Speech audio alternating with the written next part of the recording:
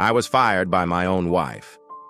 9 years of loyal service erased in a single sentence.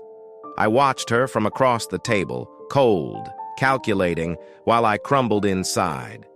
She didn't even blink. That night I realized our marriage wasn't just dead. It had been murdered by ambition. But here's the twist. I wasn't just her employee anymore. I was her worst mistake. And now, it's her turn to see how easy it is to lose everything. This isn't just business. It's personal. Wait, what did you say? Dave stood in his wife's office. She was the head of the division, and Dave, a lowly accounts representative, was quite a bit lower on the company ladder. He had been a little nervous when she first came on board, but there were several levels of management between them, so he thought everything would be fine. Maybe not. Your numbers are way down, Mr. Waxman. You were the worst performer of the year in your division. I'm afraid we had no choice. Xavier is waiting outside to escort you to your office to collect your things. They had always called each other Mr. and Miss at work to keep things professional. She had kept her last name for professional reasons, but everyone in the office knew they were married.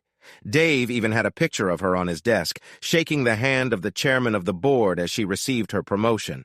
That's it? 9 years of loyal service, and I'm terminated because my numbers are down? If you had listened to me, you'd know. Please stop. The decision has been made. Let's not make this any harder than it has to be. For some reason, that struck him as funny. Listen, Miss Patterson, She must have pressed a button because all of a sudden Xavier, one of the security guards, appeared. Xavier, could you please escort Mr. Waxman to his desk to collect his things? Best of luck to you, Mr. Waxman. Perhaps this will encourage you to try harder at your next position. Xavier looked a little embarrassed, but he had his job to do. Dave looked at him and grinned. Come on, X. Like she said, let's not make it any harder than it has to be. She was still talking when Dave walked out the door. Everyone avoided eye contact with him, which told him most of them had known beforehand. That definitely didn't help his mood. He walked slowly, making eye contact with those who dared glance his way. They looked away, and the women blushed. He didn't keep much in his office, so it didn't take long to pack a small box. As he was leaving, Xavier spoke. You forgot this, Mr. Waxman, Xavier said, handing Dave the expensive pen and pencil set she had given him when he made Salesman of the Year the first time. Dave looked at it for a second and dropped it in the trash along with her picture. No, I didn't. Xavier drove Dave home to take the company car back. After a few attempts at conversation, he got the message and stopped talking. As Dave got out of the car, Xavier reached out to shake his hand. Dave took it, appreciating that Xavier was just doing his job. Sorry, man. Sorry it happened like that. Dave grinned even though he didn't feel like it. Me too. When he walked into the house, he looked around as if seeing it for the first time. He realized there wasn't much of him in the place. It seemed she was phasing him out both at home and at work. He wondered if it was something he had done, or if this was just another part of their growing distance. She came home around 7, later than usual. Dave was watching a baseball game and didn't even look up. Hi, honey. Sorry I'm late. Meetings ran over. You know how the board loves the sound of their own voices? He didn't respond, just kept watching the game. She paused, then tried again. What's for dinner? It had always been their routine that whoever got home first made dinner. But as Dave thought about it, he realized she hadn't made dinner more than a handful of times in the last year, mostly because he had been traveling.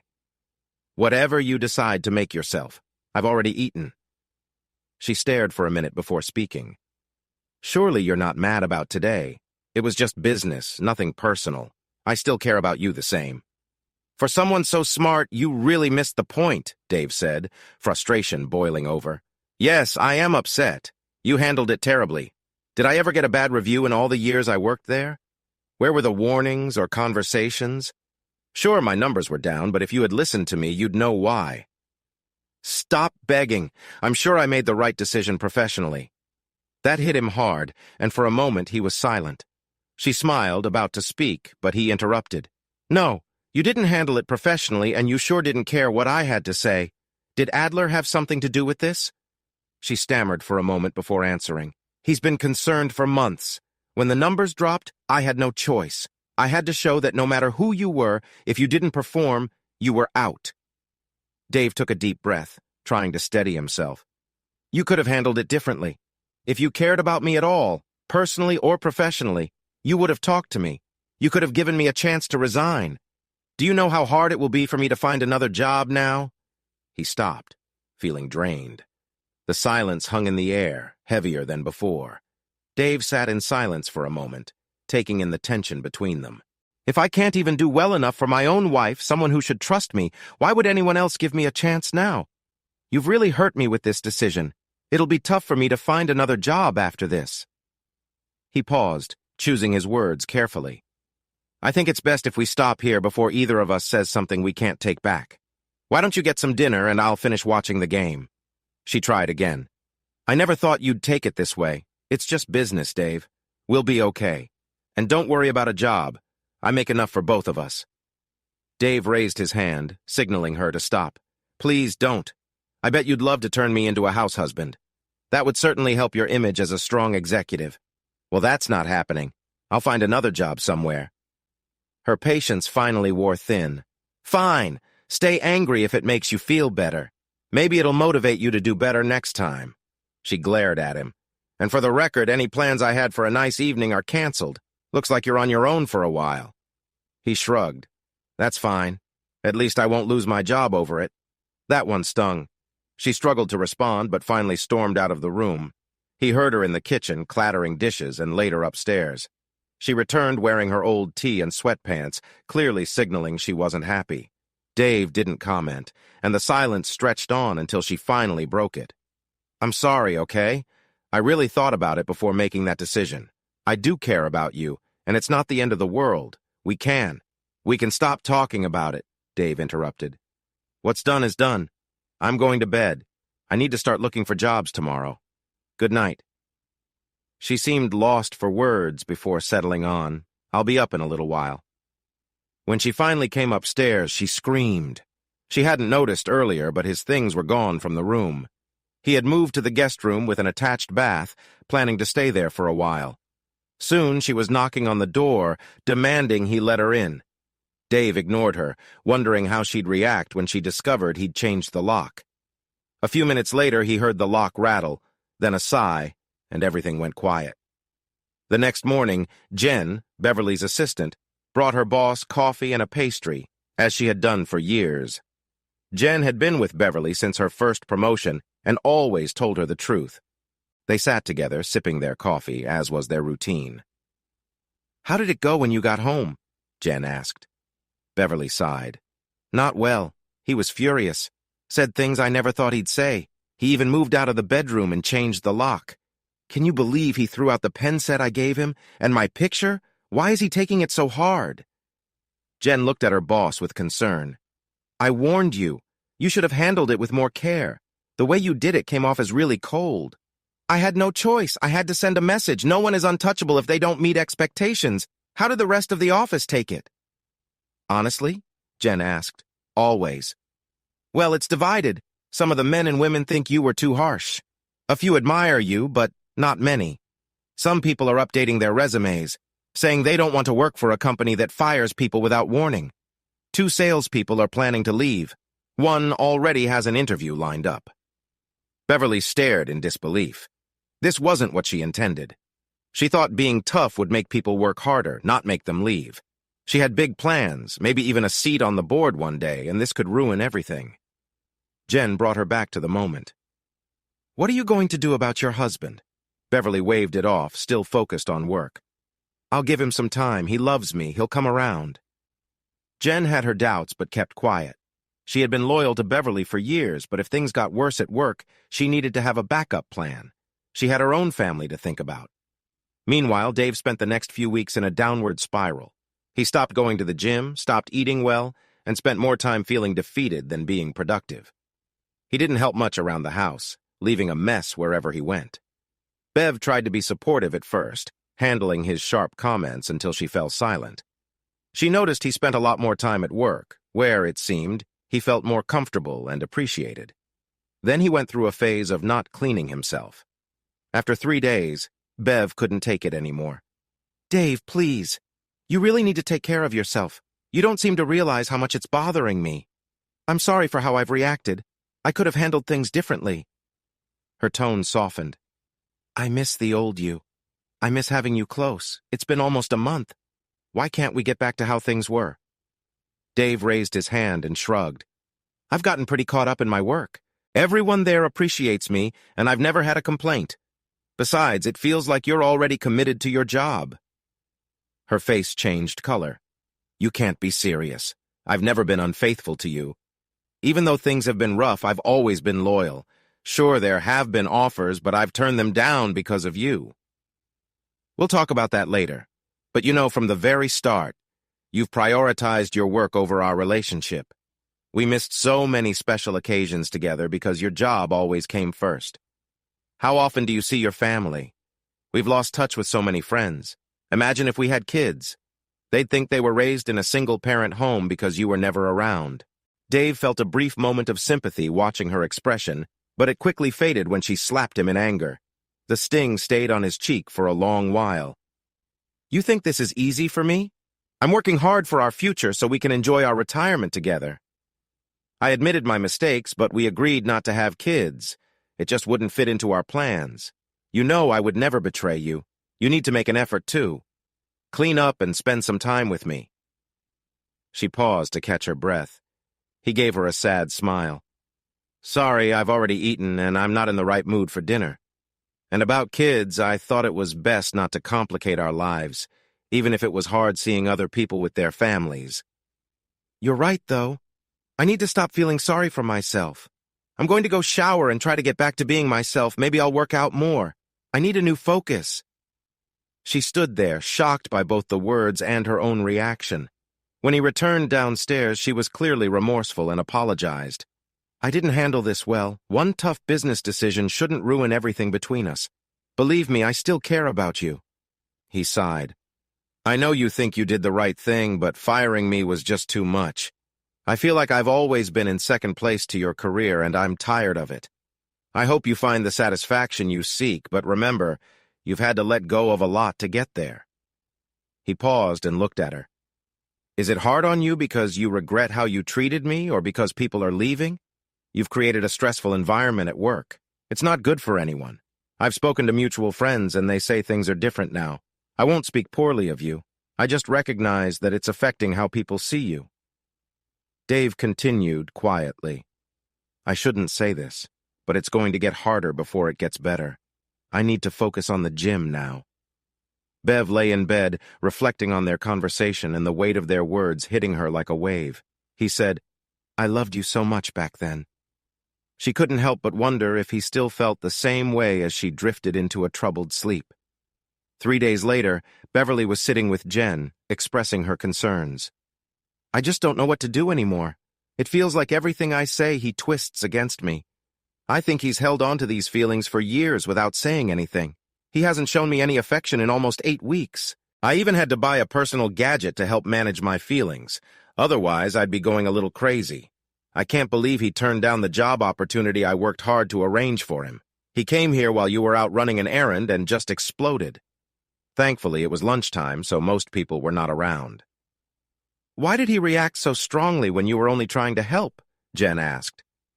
I promised the president that I would send some of our business his way if he helped out Dave. Everything was going well until the last meeting, where he laid it out bluntly. The job was just a favor to me, and I had to make some concessions. He told Dave he would get the hardest territory, and if he didn't produce results quickly, he wouldn't make it through the probation period. He made it clear that just because I supported him for years didn't mean they'd be lenient. What did Dave do then? He stood up and thanked the man for the opportunity, then left and came straight here. The president called me right after, furious that Dave just walked out. He insisted I uphold my side of the deal. They shifted the conversation to general business matters until the receptionist called in to say a man was there to see Beverly without an appointment. He says it's urgent and only needs 5 minutes to deliver something. Curious, Beverly had him brought to her office. He was a tall man with a friendly expression, dressed sharply in a suit and tie. He thanked her for her time and got right to the point. Miss Beverly Patterson, or should I refer to you as Mrs. David Waxman? I use my maiden name for work. How can I assist you today? He looked genuinely sorry as he handed her the documents. "I'm sorry, ma'am, but you've been served. Have a nice day," he said before leaving. Beverly looked at the large envelope and felt faint. When she came to, she was on her sofa with Jen and X nearby. Jen was gently dabbing her forehead with a cool cloth. "What happened?" she asked. "You fainted." "I fainted? Why would I faint?" Jen held up the envelope, and it all came rushing back. Beverly began to cry. It took a moment for her to regain her composure before she asked Jen to open it and let her know the details. Jen opened it, her expression changing as she read. "The good news, Beverly, is he isn't filing for divorce." Beverly's spirits lifted, but Jen held up a hand. "However, he's suing the company, you, Bob Adler, and the chairman of the board for wrongful termination and mental distress. You need to talk to him immediately and convince him to drop this, or it could ruin your career here. It doesn't matter if he wins or loses. The bad press will be overwhelming. Even if you keep your job, it will severely limit your future prospects." Beverly felt faint once more, but managed to gather herself and rushed home, hoping to get there quickly.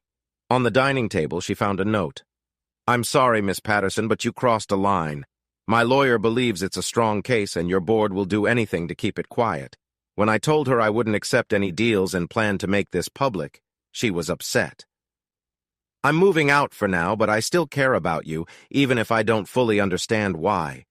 After all this, I'd be willing to go to counseling together if you're open to it. Perhaps we can find our way back to one another. By the way, I found a new job, and I'm looking forward to it. We'll talk soon." Beverly sat back in her kitchen chair, feeling as if her life and career were unraveling.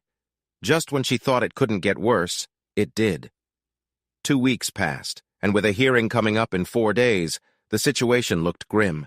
The board had brought in an independent HR expert and a lawyer, and the feedback from employees wasn't in her favor. She was lost in thought when Bob Adler burst into the room. She had always liked Bob and had been proud to bring him on board. After firing Dave, Beverly had leaned on Bob for support. She was lonely and sad, and one dinner turned into too much wine. When he kissed her, it felt comforting, but she remembered to stop him. He apologized, and she had put a stop to any personal feelings, even as he tried to convince her to give it another chance. "Beverly, you need to act fast. Solomon Enterprises just called, and they won't be signing the contract. That's 18% of our business gone. They only mentioned that they found a cheaper supplier whose quality matched or surpassed ours. They're willing to hear from us next year, but it'll need to be extraordinary to change their mind. If that's not enough, Apex and Stewart Industries have both been suggesting they might consider other options. That's another 8%. Beverly really didn't want to hear that. Losing a quarter of their business, especially while they were dealing with the wrongful termination case, could spell disaster for her, Adler, and possibly others. She needed to act fast. She sent Bob away when he started asking for another date, saying it felt okay now that she was separated. Beverly wasn't sure about her marriage anymore, but dating Bob would surely complicate things if Dave found out. She picked up the phone. "Hello, Mr. Solomon. Thank you for taking my call." "You're welcome, Beverly. And how many times have I asked you to call me Sal? I'd like to think we're friends by now." "We are, Sal. Please give my regards to Susan, and I hear your daughter just graduated with her MBA from Wharton. Is she going to be the future of Solomon Enterprises?" He laughed. "I hope so. She's already smarter than I ever was. I'm giving her 3 years, then Susan and I plan to sail away into the sunset." "That sounds lovely, Sal. I'm guessing you know why I'm calling?" "Yes. I regret to tell you, Beverly, the new supplier is cheaper, quicker, and meets our quality standards. The difference is enough that I can't ignore it." "Have you signed the contracts yet?" "Not yet, but we're set to finalize the paperwork in 2 weeks." "Good. Please, Sal, let me see if I can match or improve their offer. Just one meeting, that's all I ask." He sighed. "All right, for old time's sake, I'll give you one chance. Set it up and I'll be there." Beverly felt hopeful about winning back the business after speaking with Sal, so she put aside her worries and focused on the upcoming hearing. Dave felt lost and was on the verge of going stir-crazy. He realized that if he wanted to find anything in his line of work, he needed to broaden his search area, which would likely require moving.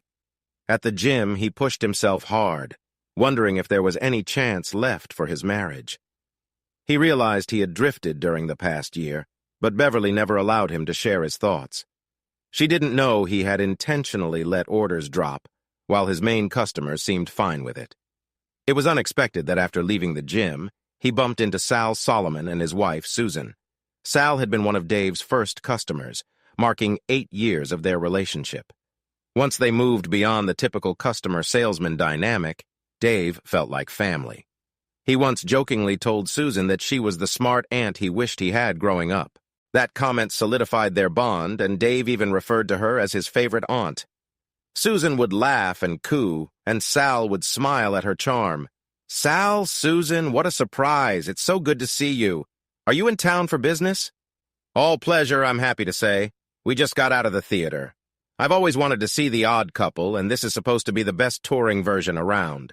When we found out they would be here but wouldn't otherwise, we couldn't resist coming." Sal smiled as he once told Dave that his main job was to make Susan happy, and his business was just a means to that end. He never forgot a birthday or anniversary and made sure his employees benefited from that kindness. He allowed them a half-day off on their wedding anniversaries, fully paid so they could celebrate. Turnover in his office and factories was the lowest in the state. Someone had to relocate or leave for an opening. Every woman received roses and chocolates on her birthday, while the men got gifts aligned with their hobbies, whether it was a box of golf balls, a new fishing reel, or fine cigars. Executives often visited his business to observe his operations, and while many didn't change anything, a few implemented his practices. They insisted that Dave join them, and for 90 minutes he forgot his troubles and admired their genuine relationship. Eventually, though, they brought up Dave's situation. Susan was puzzled, while Sal felt slightly frustrated. "You were one of her best. I really don't understand it. Did she not grasp your reasoning?" "She never gave me the chance to explain, Sal. She just fired me in the most public way. It has soured my reputation locally. It looks like I'll be moving soon." Susan spoke up. "Does Beverly know you're considering this? Is she willing to go with you?" "No, she doesn't know yet, and she would never leave her job, Susan. Before you ask, I believe she's never been unfaithful, at least physically. No, her true passion is her work, and it offers her things I could never match." Sal paused, then smiled. "Since you're at a crossroads, my boy, come see me in a few days. I may be able to help." With nothing better to do, Dave was in his office 3 days later. They discussed general business for a few moments when Sal asked what seemed like a casual question. "Ever hear of the RGP Group?" Dave had heard of them. They were a new company from South Korea trying to break into the U.S. market. He had met the youngest son of the owner at an airport while waiting on a delayed flight. They discovered each other's professions, and he happily showed Dave some of his products. Dave realized they would be direct competitors with his company, but fortunately, they were focusing on the West Coast, far from his area of operation. The young man was amiable. His father sent him to the U.S. to network, accompanied by an entourage that was just as unfamiliar with American customs. Since they often found themselves in the same towns, Dave began to mentor Sal. However, Dave lost touch with him when Sal was relocated to the Midwest and based in Chicago. Dave felt a bit relieved. His products were high quality, and their prices were significantly lower than those of the company that Beverly and Dave represented. Dave noticed that Sal was serious when he inquired about other companies. He smiled and replied, "Yes, I know about them. In fact, I was friends with the youngest son of the owner, though it's been over a year since we last spoke." Sal seemed a bit sheepish. "They're expanding into our area. I've spoken with some clients who have used their products, and they're quite pleased. I didn't respond to them mainly because of you. Your products may be pricier, but you always kept your word, delivered on time, and addressed any issues we had. Stewart and a few others followed your advice when you showcased the latest version, and we have been updating our equipment for about a year now, using up old stock. I'm not sure about the others, but I've got a month's worth of supply left before I'm fully transitioned. Your company's version actually aligns better with our plans than the previous one does. The main reason I wanted you to stop by is to seek your advice and propose a job. Instead of selling, why not consider buying?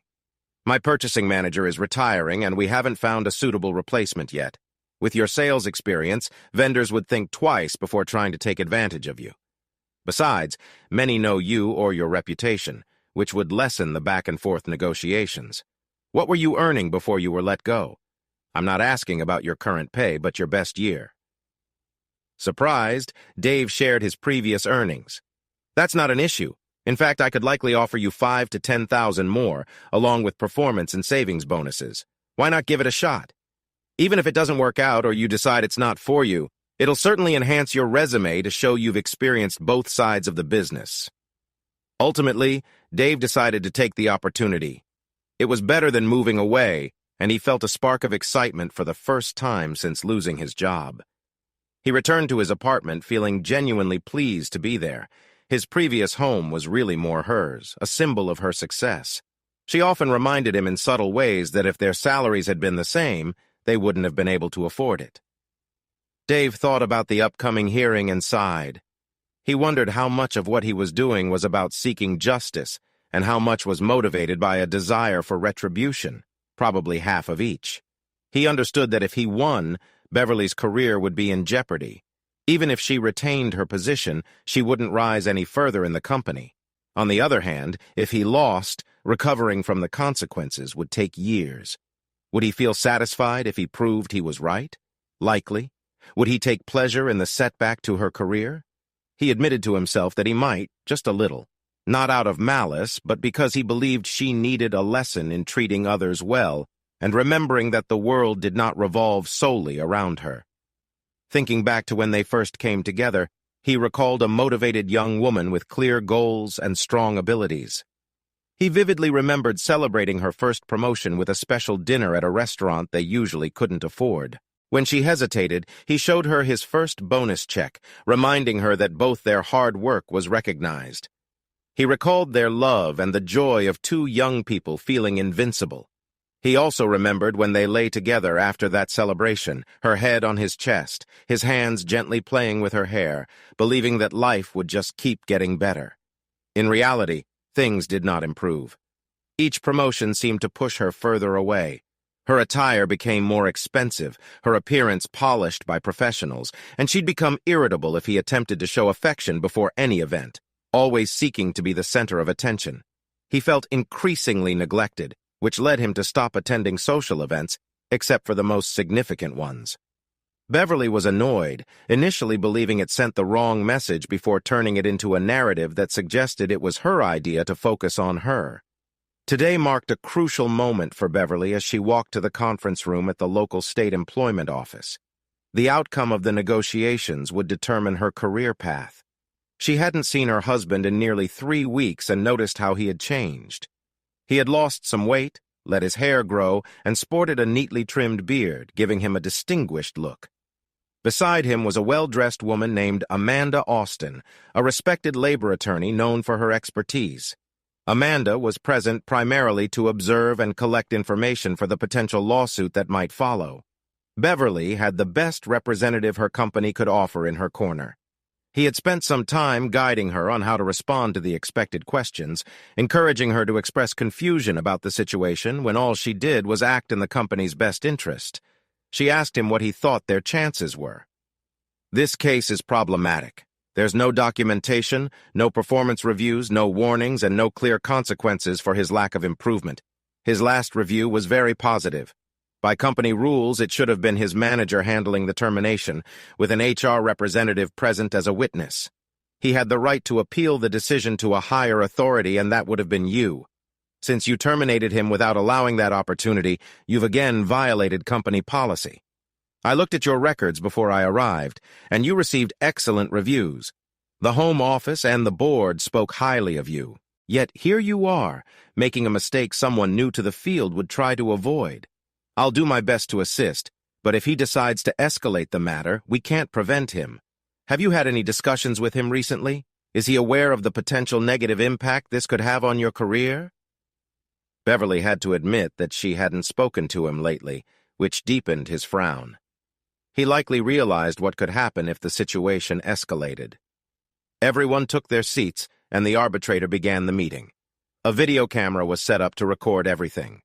She introduced herself as an arbitrator from the State Employment Commission and explained that any agreement reached would not be binding until it was documented and notarized.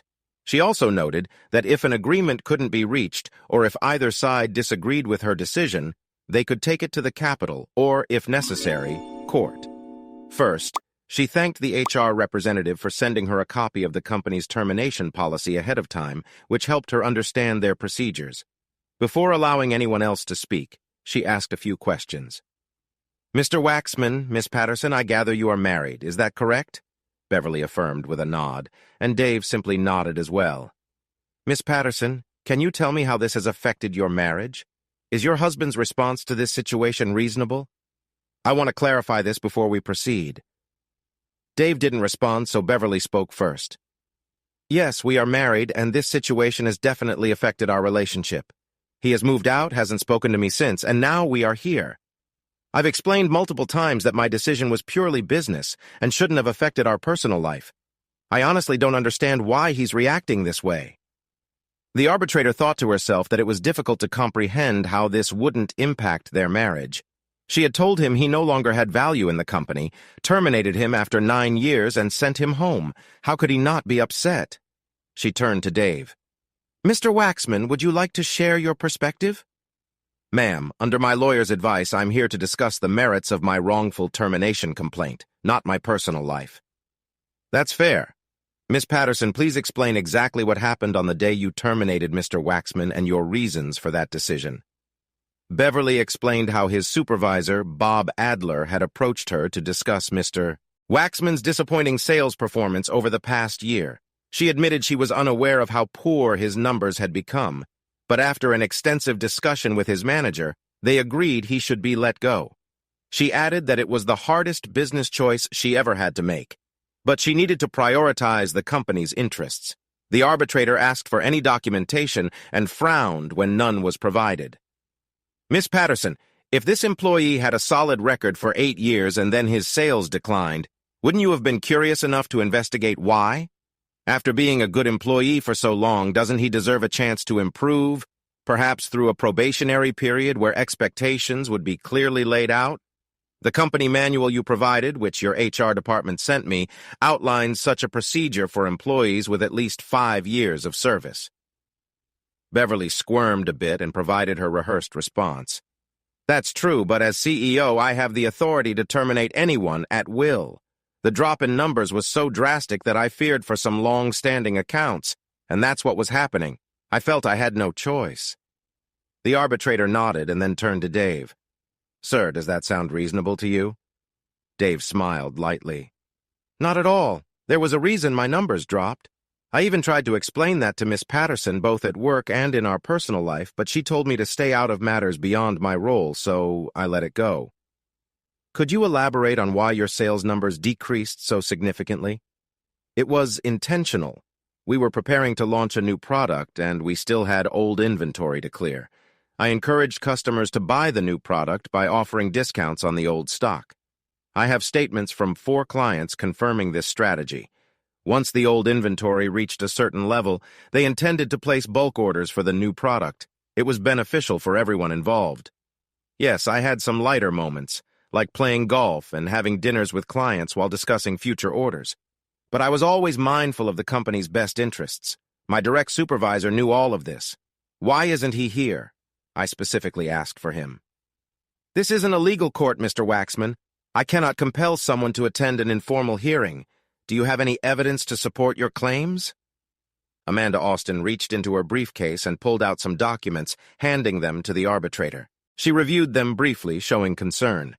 The corporate attorney attempted to intervene, but she reminded him this wasn't a courtroom. He agreed, but insisted on seeing the documents once she was done. As she continued, his expression turned more serious. They exchanged arguments until the arbitrator intervened. After a deep sigh, Amanda leaned back in her chair. I've seen enough. Miss Patterson, your actions in terminating him violated company guidelines. In simpler terms, you didn't follow due process. I conclude that Mr. Waxman was let go without valid reason or an opportunity to exercise his rights under company policies. Therefore, I am ordering you to reinstate him without penalties and to pay him his salary from the time he was dismissed until now. If either of you wishes to challenge this decision, you may do so in the Capitol, which would be treated as a formal legal matter. Does anyone have any objections? Feeling defeated, Beverly shook her head. Dave spoke up. I will accept the back pay, thank you, and I won't return to the company. I believe it would be a difficult atmosphere for me. Besides, I enjoy my new job.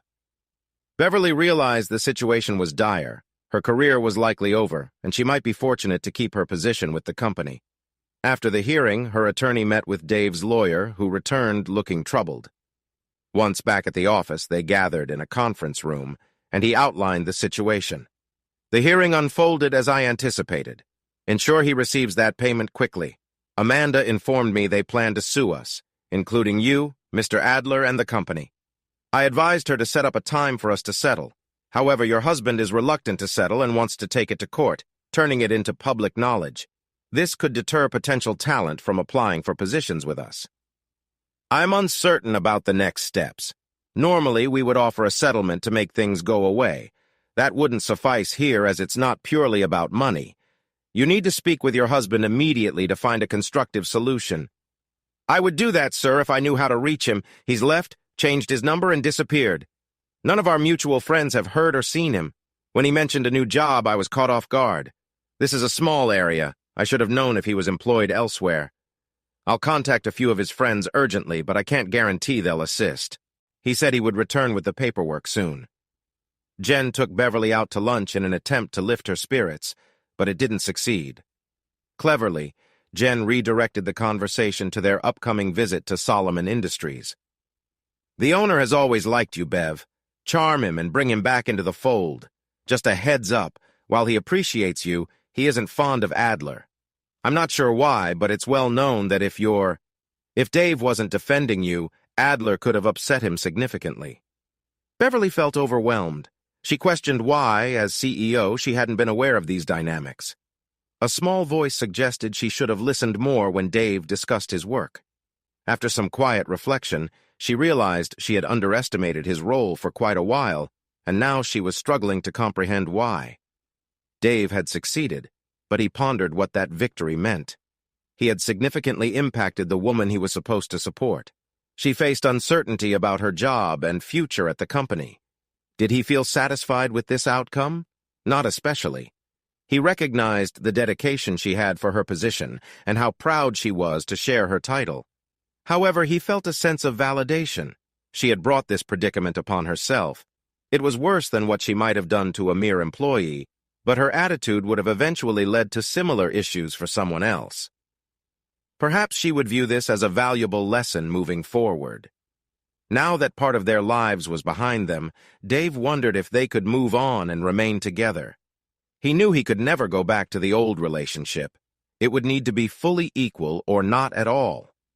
He was determined to avoid living in the large house she called home, a monument to her success, which to him felt sad. It would have made a wonderful family home. One thing he looked forward to was the financial compensation. The back pay, nearly 5 months' worth, was significant. Amanda urged him to settle rather than prolong the legal battle, reminding him that living well was the best revenge. They had filed a lawsuit against the company for $2 million, and she anticipated they would probably offer 20% just to keep it out of the news. She discovered the company was merging with a competitor, and this incident could negatively affect their value going forward. Terminating Beverly wouldn't change much now, but could potentially help their reputation. Dave enjoyed his new town. It was half the size of the city he had left, with a more relaxed pace. The people were friendly, and he couldn't have asked for a better workplace.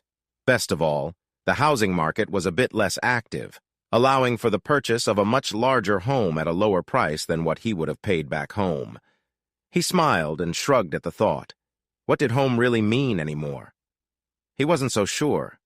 Dave even had his eye on a property that had been on the market for nearly a year, a spacious, older 2-story house on 6 acres of land. He didn't need that much space, but owning it seemed like a fun idea. The owners were eager to sell, and he sensed he could get a great deal. He looked up information online and found that it was mostly in good condition, aside from the roof, which, although still functional, was 20 years old. He intended to replace the shingles with metal roofing. He remembered fondly staying at his grandparents' farm during summer nights, falling asleep to the sound of rain on the roof. That night, Dave had a rare dream. Normally, he neither dreamed often nor remembered them, but this one featured him sitting on the front porch of the house beside a woman. They gently rocked in a glider as they watched 3 children, a boy and 2 girls, run around playing with a ball, accompanied by 2 dogs, one large and one small. A large calico cat sat on the railing, appearing somewhat uninterested. In a moment of warmth, he turned to share a gesture of affection with his companion, only to realize she had no face. He woke up startled and lay still, pondering the meaning of the dream. Sighing, he got up and decided to go to the gym before work. It was going to be a busy day. Beverly struggled to sleep that night, and as she prepared for her day, she noticed the bags under her eyes. She hoped it was just the stress of work, but if it turned out to be more permanent, she knew where to seek help.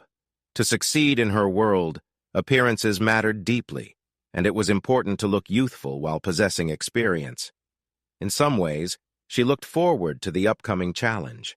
Their lawyer had researched Bob and brought concerning news. It seemed Bob was in discussions with the company they were merging with to take over her position as soon as the contracts were finalized. The corporate directive was clear: make changes immediately. This time, however, Beverly was well prepared. Jack, their lawyer, and Angela, a representative from corporate HR, would join her to ensure everything went smoothly. She felt a slight annoyance at needing them there. She was more than capable of managing the situation alone, but recent experiences had shown that it could be beneficial. Bob was surprised he wouldn't be accompanying her to meet Sal, and by then, she felt no need to sugarcoat the truth. "Sal isn't fond of you, Bob. I'm trying to get back on his good side, and bringing you along wouldn't help." He seemed taken aback, then grew angry. "Forget him, Beverly. His business isn't that important to us. Do I need to remind you to stay professional? I was never your babe, so let's drop that. If you think losing a significant part of our sales means nothing, maybe you're not suited to your role as I first thought. You were upset when you heard the news. Think about that while I'm gone, and remember we need to meet when I return, so keep your schedule open. I'll call you when I get back." She enjoyed his shocked expression as she left, looking forward to seeing it later when the news hit. As she drove, she focused on finalizing her presentation for Sal and his new purchasing manager, knowing it had to be perfect if she had any chance of success. Sal was waiting at the restaurant, even though Beverly arrived 15 minutes early. He welcomed her and seated her, a gesture she appreciated. Dave had always been well-mannered, thanks to a relative who taught him that courtesy never goes out of style. She missed those qualities, among other things. They exchanged small talk, but when she transitioned to business, he held up a hand. "Let's wait for my purchasing director, Beverly. I want his insights on everything we discuss. He should be here soon." "Ah, here he is now." As Bev turned to greet him, her words caught in her throat. It was Dave. He was the new purchasing director. If she thought she was up against a challenge before, it was now amplified. She could see concern in his eyes, and he spoke gently. "Hello, Beverly. Wow, you really dressed up. I haven't seen that dress in a while, and you always look amazing in it." Beverly felt uncertain on how to respond, so she shifted topics. "So, this is the job you mentioned in arbitration? You're in purchasing now? For a salesperson, that must feel like switching sides." He smiled. "It does have its challenges, but it's still about sales, just from a different angle. Plus, I enjoy seeing how salespeople react when they realize who I am. It completely changes their approach. I've been in their shoes, so not much surprises me. It actually makes negotiations easier. They know I'm well-informed, so they get right to the point. But for now, let's enjoy lunch before diving into business." Sitting there sharing a meal with her husband was a surreal experience for Beverly, especially knowing he held significant influence. She wondered if he often felt the same way. After dessert and with coffee in hand, she began her pitch. She highlighted their long-standing business relationship, spoke about how well they had met Sal's needs, and how they could continue to do so in the future. Dave let Sal take the lead, and she was grateful for that. Sal listened carefully but interrupted her halfway through. "All you've said is true, Beverly, but we must also remember who first brought us together and provided outstanding service over the years. I was in the middle of buying supplies when everything changed. And yes, I had made a verbal agreement with your salesperson, but once he left the company, I felt it was no longer valid." Honestly, the South Koreans have a better product at a great price. It meets our needs better than yours. My purchasing agent knows the owner's son and trusts him. Who do you plan to replace Dave with? Adler? I don't think so. I've never been fond of him. And more importantly, I've never trusted him. Even if we had continued working together, I would insist on a different representative. He stood over her, his expression serious. Beverly, I always appreciated our connection, even if I didn't always agree with your methods. I'm still your friend if you want that. But professionally, we're done. I have another meeting, so I'll be leaving. You can still discuss this with my purchasing agent if you want. Good luck. He smiled slightly, leaned down, and touched her cheek. He still cares for you, he whispered, but it'll take time to rebuild that trust. Do your best. Did Dave enjoy the lunch? Yes, on several levels. Did he take pleasure in her discomfort? Just a little. It was satisfying to see her looking lost and confused, not the confident persona she usually displayed. She looked at him sadly. We don't have a chance, do we? Are you asking about our professional relationship or our personal one? If it's business, then no. Their product clearly outshines yours in almost every way, is cheaper and easily available. Even if I stayed with the company, we would have started losing clients soon. You need to work with corporate to rethink your strategy.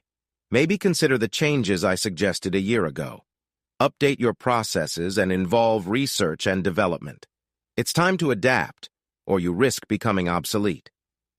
Dave noticed her confused expression and realized she didn't remember the advice he had given months ago.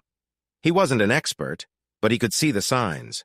Sometimes being overconfident can backfire. They sat in silence for a few moments. Dave, she said softly, may I ask about us? He almost laughed, but caught himself. Instead, he gently asked, what do you mean by us? You and me, honey. Please consider moving back home so we can restore what we once had. I miss you. Her unexpected response caught him off guard. What us? There hasn't been an us for almost 3 years. I was just a presence at your events, someone to come home to, but that's about it. I felt more like a background character in your life. The closeness we once had faded long ago, Beverly, and I don't see that changing. Yes, we had some moments of intimacy, but how often did I initiate those in the past 2 years? Never. I felt used rather than valued. Don't pretend otherwise. Take a moment to think, and you'll see I'm right. He could see conflicting emotions on her face, but he felt a surge of honesty, ready to express feelings he'd kept to himself for years. As for coming home, I won't set foot in that house again, regardless of our future. It was never home for me. It was a testament to your achievements, and you resisted any changes I mentioned. I'm looking at another place now, a house that feels right to me. It's an older 2-story with plenty of space and a bit of land. Importantly, it has a place for a workshop I've wanted for years and space for a garden I've always hoped to create. I'm sorry, but after living in your shadow for so long, I've learned to cherish my own path. Where does that leave us? Her question was filled with sadness, prompting him to soften his response. I truly don't know. I fear we might never find our way back as partners. Respect is essential in any relationship, and I haven't felt respected by you, in work or in life, for a long time. I no longer want to be a background player. I want to be the lead in my own story. I realize now that part of our situation is my responsibility, but I loved you enough to accept things as they were. I gave, but my giving only led to more demands on my part until I felt I had nothing left. Deep down, I believe that's when you started to see less value in me. You managed to make my presence in your life fade to the point where I became almost invisible. It shouldn't be too hard for you. Just keep going as you have, and soon I'll just be a vague memory. He stood and placed a hand on her shoulder. Return to what you love, Bev, your work. And here's a piece of advice. Stay away from Adler. I'm not sure how he convinced you to see me differently, but take a moment to think about it. Why would he want to create discord between us? Don't worry too much. You've done good work for too long for this situation to truly hurt your career. You may take a slight hit, but the company still values you. Goodbye, Beverly. He paused for a brief moment before leaving. I'm sorry that our companies have had to part ways, Beverly, but it's really just business. She flinched, and he wondered if she understood his meaning. It echoed the exact words she had used when letting him go. Beverly wanted to take some time to reflect, so she headed to a nearby park she had noticed while driving into town. She parked, found a bench, and reviewed her life. Some moments brought her immense satisfaction. She recalled each promotion and the effort she had put in to achieve them, eagerly anticipating her next steps until she reached the top of her field. Other memories left her feeling uneasy. She thought of anniversaries she had missed, promising to make it up to Dave, along with birthdays and special occasions in the lives of their family and friends, all overlooked while she focused on the next deal. She recalled the brief look of sadness in Dave's eyes when a young child ran to him with open arms. In that moment, she imagined it was their child coming to him. She shook off that thought. Unless Dave agreed to stay home full-time, having children seemed unlikely. She had seen talented women sidelined in their careers because they couldn't fully commit due to family responsibilities. Besides, at 36, she felt time was running out. Suddenly, she sat up, struck by a realization. Dave was right. He would always take a back seat in her priorities as long as she remained on her current path. It felt like she had another commitment that he didn't stand a chance against. It hit her then. Getting him back was going to be a challenging journey. She truly wanted him back. Yes, she had devalued him, but he was her support, the one person she relied on for comfort, knowing that in his world, she was the priority. The question remained, how could she repair the harm she had caused to his feelings and confidence? Could she figure out a way to balance her career and marriage, ensuring he felt special and valued? She understood it would be incredibly tough, but she was determined and goal-oriented, confident that if she set her mind to it, she could achieve anything. Feeling hopeful, she watched the children play for a while, a sad smile on her lips. After a few minutes, it grew into a genuine smile. The first step in her journey would be to address an issue at work. She tried to feel empathy for Bob, but couldn't muster any.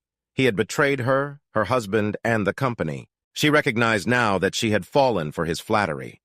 It was time for the consequences of his actions to unfold. She called ahead to set a meeting time. Their lawyer and the HR representative were prepared. They had arrived while she was away, and she knew there would be tough choices ahead after dealing with Bob, but she resolved to face whatever came next. She had overcome challenges before, and that day felt different. It was less daunting than in the past. When Bob walked in, his smile faded upon seeing who was present. She didn't need to introduce Jack, but Bob had never met Angela. Beverly wasted no time. "Bob, this is Angela from HR. She will be auditing this meeting. We've received some troubling news regarding your recent actions, and in the interest of fairness, we'd like to hear your side." Jack stepped in. "We were made aware of the merger talks, and it seems you immediately ran to the other company to undermine our CEO and our organization. We know about the smear campaign you engaged in to try to get her job. Our partner company expressed concerns, and now our negotiations are on hold as we work to resolve this issue. They've made it clear that your exit is necessary for talks to continue. They believe that if you would act this way with us, you might do the same with them."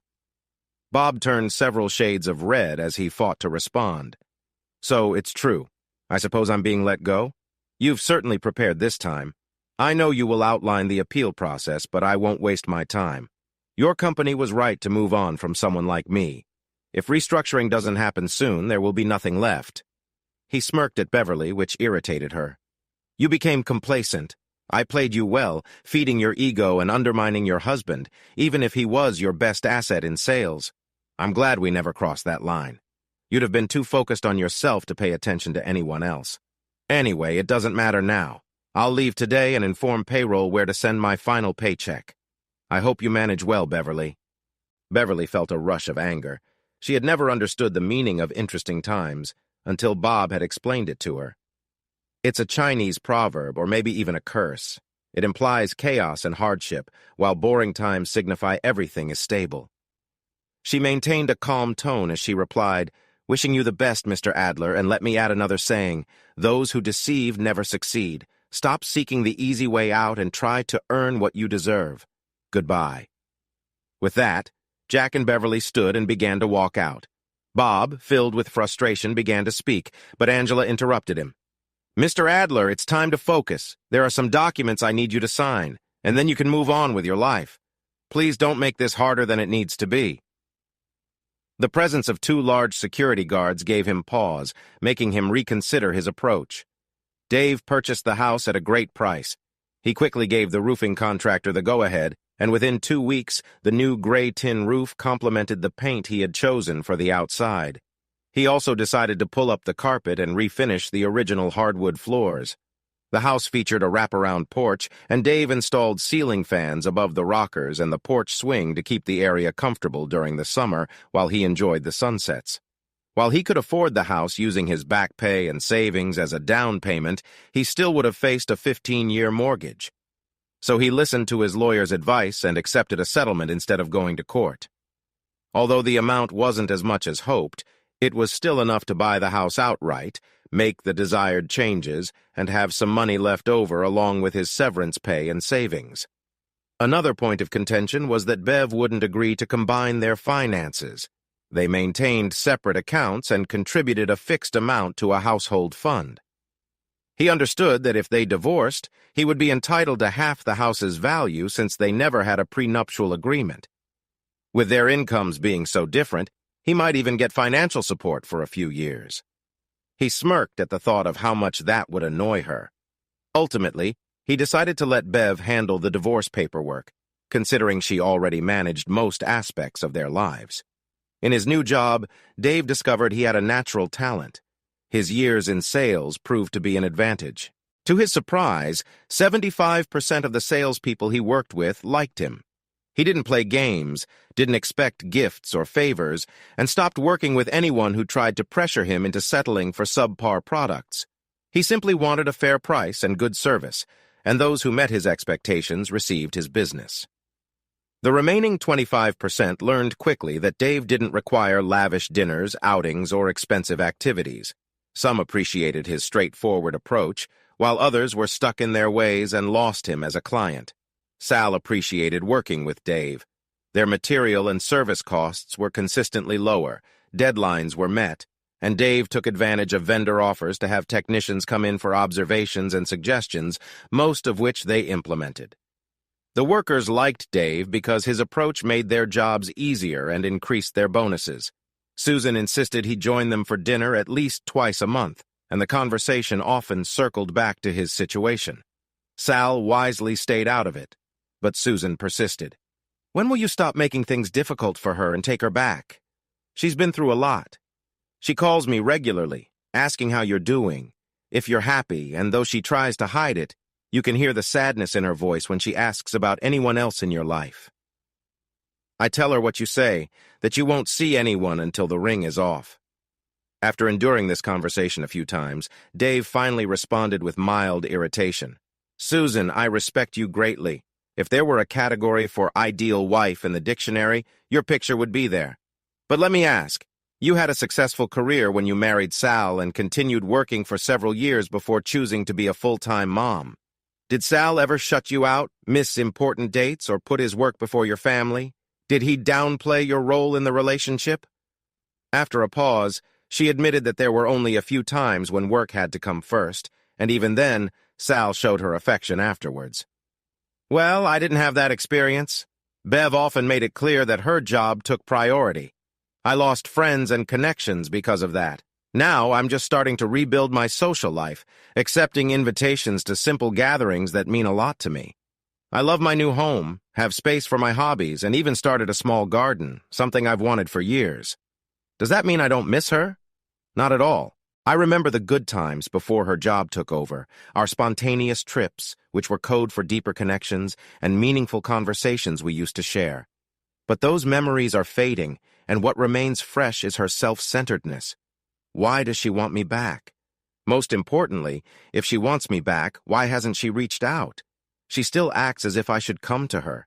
If she isn't willing to put in the effort to fix our troubled marriage, it doesn't seem like she really wants it. I haven't even gotten a phone call. It doesn't sound like she's heartbroken to me. In this case, the effort should come from her. I'm fond of both of you, and your husband is my boss, but this is the final conversation we'll have about Beverly. If you'll excuse me." He spoke calmly, but his message was clear. Let it be. Sal looked thoughtful, while Susan appeared embarrassed. She stood as he was leaving and surprised him with a hug. I'm sorry, Dave, I won't press you anymore, but you're mistaken. She misses you greatly, and the truth is she's hesitant to talk to you. She doesn't really know what to say and fears your reaction. I will call her shortly to share your message. I promise this will be the last time I get involved. She smiled and gave him a peck on the cheek. Besides, you're doing too well at your job for me to interfere. Your efforts have significantly improved our retirement plans. Keep it up. It didn't occur to Dave that Sal was contemplating retirement. He was just over 50, but with his daughter about to start her career, rumors suggested he might retire once he felt comfortable with her in charge. Dave briefly considered working with another person like Beverly and wondered if he could manage it. Once again, Beverly returned home to an empty house, eating takeout and pretending to watch television. She had narrowly avoided serious consequences when the chairman and 2 board members arrived unexpectedly, startling everyone in the office. She felt faint as they called her into the meeting room, feeling like a student summoned to the principal. Their serious expressions did little to boost her confidence. After a pause that felt like an eternity, the senior board member spoke. "All right, Beverly. Please tell us what happened and, more importantly, why. Be honest, or you'll find yourself out of here quickly. We have always trusted you, and it would be disappointing if we start doubting you now." It took her some time and a few breaks to collect herself, but she finally shared her story. She admitted she had let her ego influence her decisions, relied on those without the company's best interests in mind, and had been naive. They appeared relieved when she finished and shared sympathetic looks. "How are things at home? Have you reconciled yet?" Another wave of emotions came over her. The chairman set a box of tissues in front of Beverly and she mumbled her thanks. "No, and I don't think we will. I haven't spoken to my husband in weeks. He's settled in a new town with a new job, in a house he bought, and he intends to stay there." "I've always respected Dave," the chairman said. "It seems unusual for him to overlook your attempts to reconnect." Beverly turned red, admitting she hadn't reached out because she felt embarrassed and didn't know what to say. The chairman sighed. "There you have it. We might as well accept your resignation now. 2 of the traits I admired most about you were your ability to analyze problems and your determination to achieve your goals. Clearly, you don't want your husband back, and someone who hesitates shows they may not be ready for top management. I recall when nothing would stop you from accomplishing your objectives." His words stung, but the truth kept her from responding harshly. She felt her face burn as he chuckled. "Ah, there you are. I was beginning to think I'd lost you. Listen closely. You're still in a precarious position. Right now, Bill, Jack, and I are your only supporters, and we've put ourselves at risk for you. Do not undermine us. You still have your job, but don't expect a positive review or a bonus this year. What you do have is a second chance, but let me be clear. This division was on the brink of failing. We're aware of the challenges ahead. If we continue on our current path, we'll be out of business in 3 years. We decided to sell this division while it's still thriving. Your recent misstep has put that plan in jeopardy. You need to find a way to revitalize the division and propose new products and services to secure its future. Be blunt. If you succeed, you redeem yourself. If you fail, you're out. We're giving you a year." His tone softened. "That's the best we can do, Beverly. I have faith you'll make us proud, even if you encounter difficulties." She felt overwhelmed, and a handshake didn't seem sufficient. She embraced each of them warmly, promising she'd give it her all. She hugged the chairman last, after the others had left. He took her hands after they parted. "I want to offer personal advice unrelated to work. If you truly want Dave back, you'll need to reach out to him. He won't come to you because you've hurt his pride. He's in a strong position now with a good job, friends, and a bright future. You must show him you desire partnership, and you need to mean it. The first sign of reversal, and it's over. I genuinely believe you may have forgotten, but Dave is quite perceptive. He noticed the challenges facing this division last year. We even had a brief discussion about it last time I visited, and he mentioned the potential threats. He even provided ideas for how to reposition our efforts. I encouraged him to discuss it with you. I doubt that discussion ever took place. If things had been different, maybe we wouldn't be in this situation now. Call me if you need help, and if I think it's warranted, I'll provide it. Reflect on what I said about work and personal life, and make wise choices." She left the meeting room and returned to her office. Jen was waiting for her, and Beverly reassured her that it wasn't all bad news, but that she needed some time to gather her thoughts. She also asked Jen to ensure no one disturbed her for the rest of the day. Beverly locked herself in and contemplated her biggest goal in life. How could she win Dave's love back? With Susan's help, she initiated her plan. Beverly scanned through Dave's Facebook page and started a conversation. She learned he'd bought an old car with some bonus money, slowly restoring it in his new garage. He shared his progress online, including a request for a front bumper cover. She scoured websites, determined to reconnect with him. A stroke of luck came when someone reached out to her about a front end that was in great condition, though the rear was damaged from a mishap involving his relatives. When Dave realized how costly it would be to fix, he parked it in a field and left it there for 6 months. The interior was pristine, and she quickly bought it after negotiating the price down. Beverly carefully planned her approach with Susan's assistance. Dave was hosting a barbecue, inviting mainly co-workers and a few neighbors. Susan casually asked if she could bring a friend, and he readily agreed. "This better not backfire," she cautioned Beverly. "If he gets upset, it could create tension with Sal.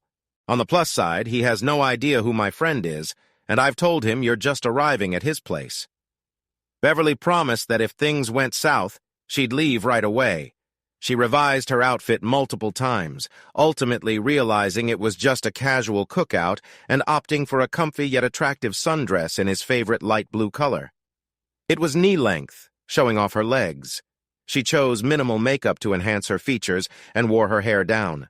She kept her jewelry simple, just her engagement ring, wedding band, and a small necklace Dave had gifted her early on. Beverly felt a mix of excitement and nerves as she arrived at his house. It was bigger than she'd expected, radiating charm with its gravel paths and wraparound porch where several guests chatted. As she approached the door, she was about to knock when it swung open, revealing Dave. His eyes widened in surprise. It had been 10 weeks since they last saw each other. Without waiting for him to say anything, she quickly spoke. "Hello, Dave. Please don't be upset. Susan invited me and I really wanted to see you. If you'd rather I leave, I completely understand, but can I stay, please?" He paused for a moment before smiling. "Come in, Beverly. I'd like to show you my home, and we should definitely talk later." As he reached for her hand, she held on tightly, feeling a rush of emotions. He hesitated but didn't pull away. He introduced her to everyone, and many were surprised to learn he was married. A wave of relief washed over her when she noticed his wedding band still on his finger. Maybe there was still hope for them. She finally released his hand when Susan pulled her away for some private conversation. They whispered strategies to each other, with Susan offering encouragement. "You've got him a bit surprised right now. Keep him focused on the present and steer clear of the past. Be as warm as he allows, but if he seems hesitant, give him space. You need to reacquaint him with you, okay?" Beverly nodded, appreciating the advice. She went in search of him and found him outside. His yard was impressive, meticulously kept, and much larger than her own. His building gleamed with fresh paint and a new roof. Suddenly, she saw him come out, carrying a beautiful bird feeder in one hand and a cheerful little girl in the other. She was hugging him and showering his cheeks with affection. How happy they looked together hit Beverly hard. She realized she might not be able to give him that family at their age, and thought about how her career had taken priority over personal life. She pushed those thoughts aside. To maintain his focus, she needed to remain present. If they were to reunite, perhaps adoption could be their path to having a family. With clarity regained, she set aside her earlier ambitions and opened her heart to new possibilities. "Who's your friend?" the little girl asked sweetly. Beverly wasn't sure if Dave caught the endearment, but he smiled all the same. "This is Ari, a dear friend. I'm a little older than her, but I know that when she grows up, there will be some heartaches along the way." He gently set her down. "Ari, do you think you can carry this by yourself? If not, I'll place it on the table for you and you can ask your sister for help. I haven't forgotten my promise. I'll come by tomorrow to help with it." She greeted Beverly in an adorable, breathy voice that made one want to hug her tightly, and then ran over to a lovely young woman, chatting happily and tugging at her hand. They approached Beverly and Dave with smiles. "Thank you, Dave. You can't imagine how much this means to her. She watches the birdhouse you gave her for hours and was so excited when a bluebird family moved in. Plus, she loves the bird book you gave her." I had to read the names to her, and now she knows them all by heart. We're going to visit the local aviary because her preschool is so impressed. She wants you to come too, if you can manage it. We'll see. If I can make it work, I'd love to join you, but for now I should take off. She'll be bouncing off the walls, and it'll take both of us to keep her calm. The young woman looked quite youthful. To put it simply, she was attractive and didn't shy away from it. Her shorts were casual, and her top was modest, yet highlighted her features. She also had a captivating smile. Beverly felt a twinge of jealousy when the woman playfully touched Dave's arm and stood on her toes to greet him. He turned a shade of red, and Beverly felt a pang of irritation seeing the lipstick mark on his cheek. The woman smiled at Beverly, and Beverly felt she was being challenged. "You must be his wife. I'm so sorry. After a while, we thought you were a fantasy. I'm Marcia. Dave and I are neighbors." Beverly fought the urge to scold Marcia. "Oh, I assure you, I'm very real. I believe you'll be seeing much more of me from now on." They held each other's gaze until Marcia smiled and walked away, swaying her hips slightly. Beverly turned to Dave, anger bubbling, ready to express her frustration, but his playful smirk stopped her. "Ease up, hun. She's just a young lady, and her home life hasn't been easy. She's living with her grandfather, who is a bit at a loss. I like her, and I adore her little sister. Besides, what exactly bothers you? You haven't reached out in 11 weeks, nor said much in the 2 years before that. I figured you'd moved on." Beverly opened her mouth but couldn't find the words. Instead, tears filled her eyes, and she walked away. Why did he always reduce everything to business? She knew the answer, but avoided facing it. Susan came over, shooting daggers at Dave, and ushered Beverly into the bathroom to collect herself. Even as she took a moment, she admired the beautiful whirlpool tub, imagining how relaxing it would be to soak in it. After a few minutes, she regained her composure, especially remembering how Dave had called her hun, a term he hadn't used in a long time. She shared this with Susan, who explained that Dave had finally begun expressing his feelings, which was a promising sign. "I guess I deserved what he said, but that didn't make it easy to hear. I came here hoping to revive my marriage, and running away isn't a good start. So, Susan, please stay out of it no matter what happens. This is tough, and I'll just have to endure it. Maybe I can turn it around. Or maybe you'll face setbacks. Stay strong, and if it gets tough, don't hesitate to stand your ground. Either way, he'll notice." Feeling more composed, Beverly returned to the party to find Dave at a table with an older gentleman and Ari happily sitting on his lap. He made to stand, but she motioned for him to stay put and sat next to him. Ari looked at Beverly for a moment before reaching out to touch her necklace. "Ari, don't bother the nice lady," the older man said gently. Surprising both of them, Beverly opened her arms and Ari scooted over. "Do you like it? Dave gave it to me a long time ago. It's one of my favorite things." "Pretty. Yes, it is, sweetie. One day a kind young man who means a lot to you, just like Dave means to me, might give you something special. If he does, remember where it came from and cherish it. Now, if you promise to be very careful, you can wear it for a moment. Can you do that? Promise?" Ari looked up at Beverly, her expression serious. "I promise." Beverly lifted her onto the table, turning her back to Dave. "Can you help me a little here?" He seemed unsure, hesitating. "Beverly, you don't have to." "Nonsense! She promised to take care of it, right, Ari?" "Uh-huh." Beverly sensed his hands shake slightly as she felt his touch on her neck, the most intimate connection in months. She carefully placed the necklace around Ari's neck, who giggled with delight. She then carried her into the hallway toward a large mirror for her to see herself. Ari clapped her hands, joy lighting up her face, which made Beverly smile. It truly didn't take much to make a child happy. Afterward, Ari stuck close to Beverly, checking on her sister occasionally, who was enjoying some time with a young man from Dave's office. Beverly gently rocked and sang a song her mother used to sing to her, feeling the weight of eyes on her as she looked up. Dave's eyes were filled with emotion as he turned away, stepping into the house. Beverly, holding a sleeping child, couldn't chase after him, so she continued to rock gently. A few moments later, Dave returned and said, "Let's put her in a bedroom for her nap. She'll wake up soon, full of energy." Beverly followed him into the bedroom, where he laid Ari down, covering her with a light blanket. "Will she be scared waking up alone?" she asked. "No, she knows where she is." As soon as she wakes, she'll let us know, he replied. They stood together, watching the peaceful little girl. Just as Dave started to leave, Beverly pulled him closer and shared a kiss that took them both by surprise. He responded, and when they finally parted, Beverly placed a finger on his lips. "Enjoy the moment," she whispered, kissing him again before gently guiding him out of the room. That felt like enough for now. On the back deck, Marcia greeted them with curiosity. "She's asleep and we tucked her in. Looks like she's out for a while." Marcia cast a glance at Beverly. "Thank you for being so kind to her. She doesn't get that much. It's odd, though. Dave told me you weren't fond of kids." Beverly felt a surge of anger at Dave for sharing something so personal. Just as she was about to react, Dave spoke up. "That's not entirely true, Marcia. She didn't want kids of her own, but she's actually great with the few kids we've been around." "Oh," Marcia said. "Why didn't you want kids?" "Marcia, you shouldn't ask about personal matters when you don't know someone well. Let it go." Dave's tone made it clear he cared for her. Marcia immediately looked apologetic. "I'm sorry. I didn't mean to overstep." Beverly felt a pang of empathy for Marcia and hugged her. "It's all right. You didn't mean any harm.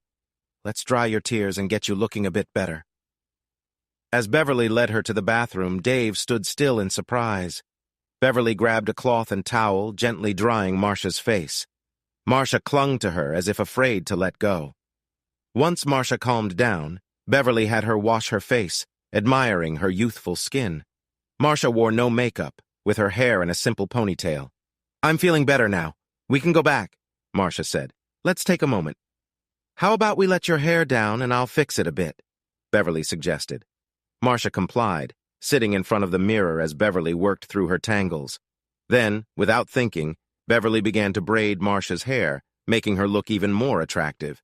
She added a touch of blush, some mascara, and a hint of lipstick. Marcia sat quietly, amazed at her transformation. "Wow, what did you do to me?" she gasped. "Just enhanced what you already have. You're beautiful. You just needed a little touch-up. Now let's go back and impress everyone," Beverly encouraged. When they returned, the atmosphere quieted for a moment, and soon enough, more than one guy was vying for Marcia's attention. Beverly walked back to Dave, who was at the grill. "Were we ever that young?" he asked with a bittersweet smile. "It sure feels good to see it," Beverly replied. "One memory I cherish is our first kiss. I was still figuring things out then, but I knew we were meant to be." "What happened to those days?" "Life changed us. We grew up and shifted our focus. Suddenly, spontaneous fun took a back seat to work and responsibilities. We were young, but that's how life goes," he reflected. Beverly felt a sense of nostalgia. "Will you show me your garden?" He brightened and led her to it. She was surprised by its size and neatness.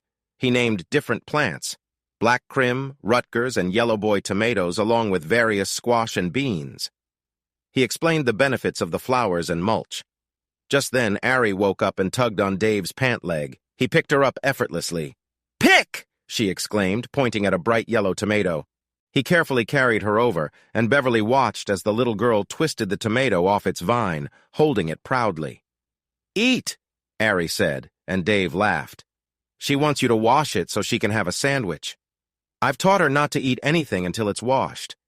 I use organic pesticides, but I still want to be safe." "Good idea." She held out her hands and Ari walked over. She hugged her as they moved, her back turned so Dave couldn't see the tears in her eyes. Her maternal instincts were strong and unexpected.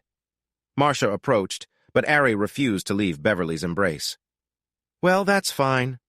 I'll help Mr. Dave get the food ready. When she has her sandwich, you can bring her outside. I'll save you both a seat." Marcia walked away with a smile. Beverly carefully washed the tomato, found the bread and mayo, then made Ari her sandwich. She encouraged Ari to add more tomato until it was piled high. "This is going to be a bit messy," Beverly thought as she carried the plate outside, with Ari holding onto her dress. Marcia saved a spot for them between herself and Dave, and Ari moved from one lap to another. She ate half her sandwich, a bit of corn, and a piece of hot dog. It was a lot for such a little girl. Beverly was right. It was messy, so Marcia took her for a change of clothes. They sat under the party lights strung in the trees, watching the sun set. To her surprise, There was no alcohol at first. Dave mentioned privately that it was due to Marcia's grandfather being a recovering alcoholic. After some time, Dave pulled out a cooler filled with drinks, just enough for a relaxed atmosphere. He had music playing, filling the air with soft instrumentals and love songs. Beverly snuggled close to Dave, feeling a wave of happiness as he wrapped his arm around her. Marcia and one of her friends were dancing, enjoying the moment together. The music shifted to a familiar love ballad from their college days, and Dave stood, pulling her up to dance. Beverly quickly kicked off her sandals and found herself in his arms, feeling youthful and carefree again. She held him tightly, overwhelmed with emotion. He gently brushed her hair back and touched her cheek. They lingered in that moment even after the song ended. She stepped back, noticing Susan's surprised expression and Marcia's approving smile. Tears welled up again, leading to a group hug that turned into another trip to the bathroom. Another round of fixing her makeup felt unnecessary, so she washed her face instead. As the guests left, they thanked Dave for the evening. Marcia hugged them both tightly but wore a worried expression when she pulled back. "What's wrong?" Beverly asked. "I wish you guys could have been my parents. Maybe then I would have had the support I need, just like Ari." "I'm really worried. Now that I'm 18, the support check will stop coming. Ari will still get one, but it isn't much. Gramps is already uneasy about us living there. If the money runs out, he'll kick us out." Beverly was taken aback, and Dave's expression was one she hoped to never see again. "Marcia, listen to me. If things get tough, you come here right away. You understand? We're here for you and Ari, no matter what." Beverly hugged her again, handing Marcia her card with her private number jotted down. "Keep this. If you need anything, you call me." Marcia cried again as she clung to them. When she finally gained her composure, she left slowly, her back to them until she was out of sight. Dave sat down on the porch swing, deep in thought. Beverly joined him and took his hand. Even though she had been focused on her work, she knew she could count on Dave when it really mattered. "What are we going to do?" she asked. "About what?" he replied, coming back to reality. "About the girls. We can't leave them in that situation. What can we do? I would take them in if I could. Why don't you—" "I'm not sure how that would work." "She's 18 now," Beverly pointed out. "She can live wherever she wants. Since she's an adult, she can ask the court for full custody of Ari. I bet the grandfather would agree just to have them out. Here's my plan. I'll handle the legal stuff since that's what I'm good at. You need to talk to her about taking charge for her and Ari. Won't it look strange for a single man to take in a young woman and child?" That hit hard. Beverly allowed some frustration to show. "Listen to me, Dave Waxman. You are not just a single man. You have a wife who needs your support. I realized I took you for granted for too long. Tonight was just the start of me trying to make things right. Do you still love me?" Asking that felt scary, and she was afraid of what he might say. He looked thoughtful, and uncertainty filled her with dread. "I love the person I fell in love with, not the person you've turned into. If we can start fresh, things need to change a lot. I'm not looking for you to be submissive, Beverly, but I expect you to see me as your equal. I deserve your respect and more time than you've given me in recent years. Since I left, I've realized I don't want to go back to that life, and I won't return to that house. I need to know that if it comes down to it, you would choose me over work. To be honest, I doubt you can do that."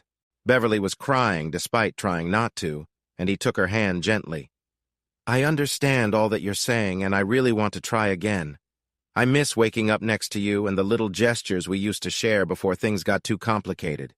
There are a few things we need to do. First, we should find a marriage counselor who can help us reconnect. We also need to agree on how we spend our time so that we always make time for each other. Does that sound fair to you? Would you be willing to stay here if we get back together?" It was overwhelming. He wanted to save their marriage. He still loved her. She broke down into tears for several minutes while he held her, comforting her with gentle strokes on her back.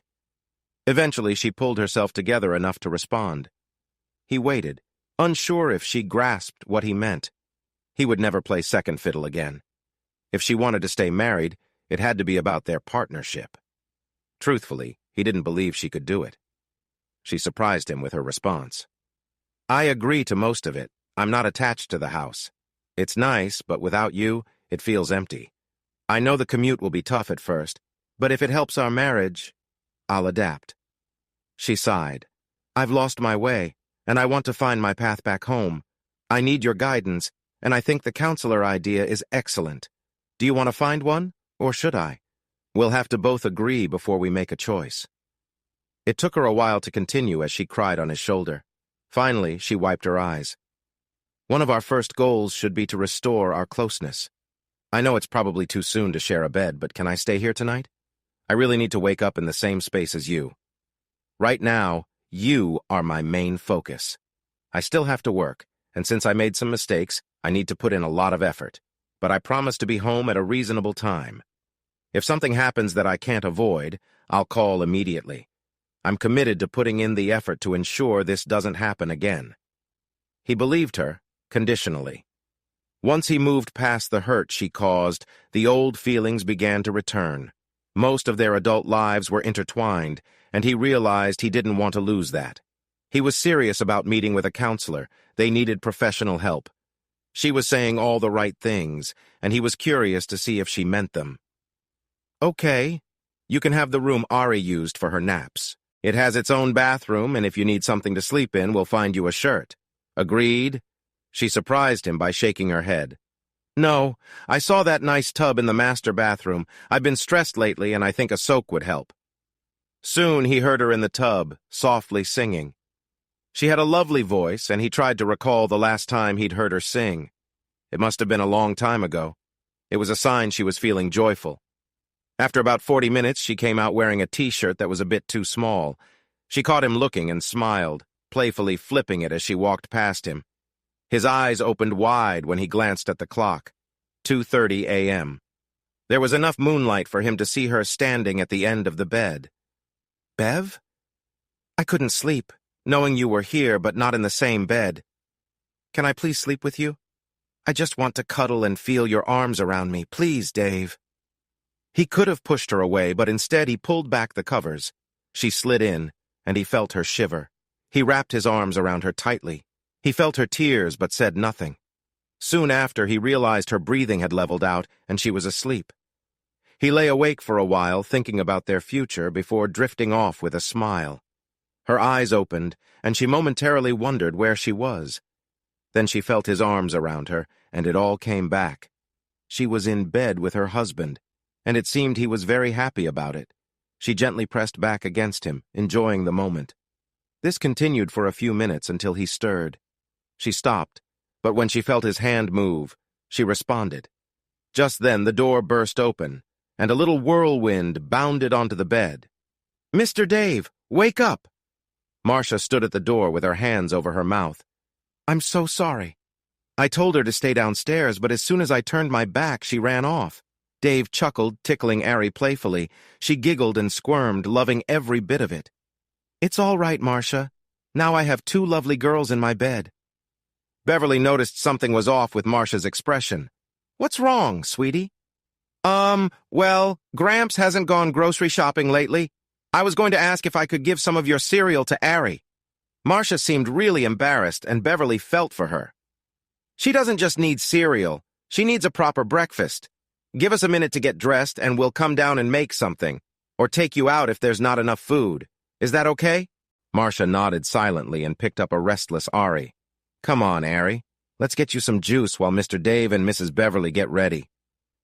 As soon as the door shut, Beverly turned around, her eyes fierce. I'm sorry, sweetheart.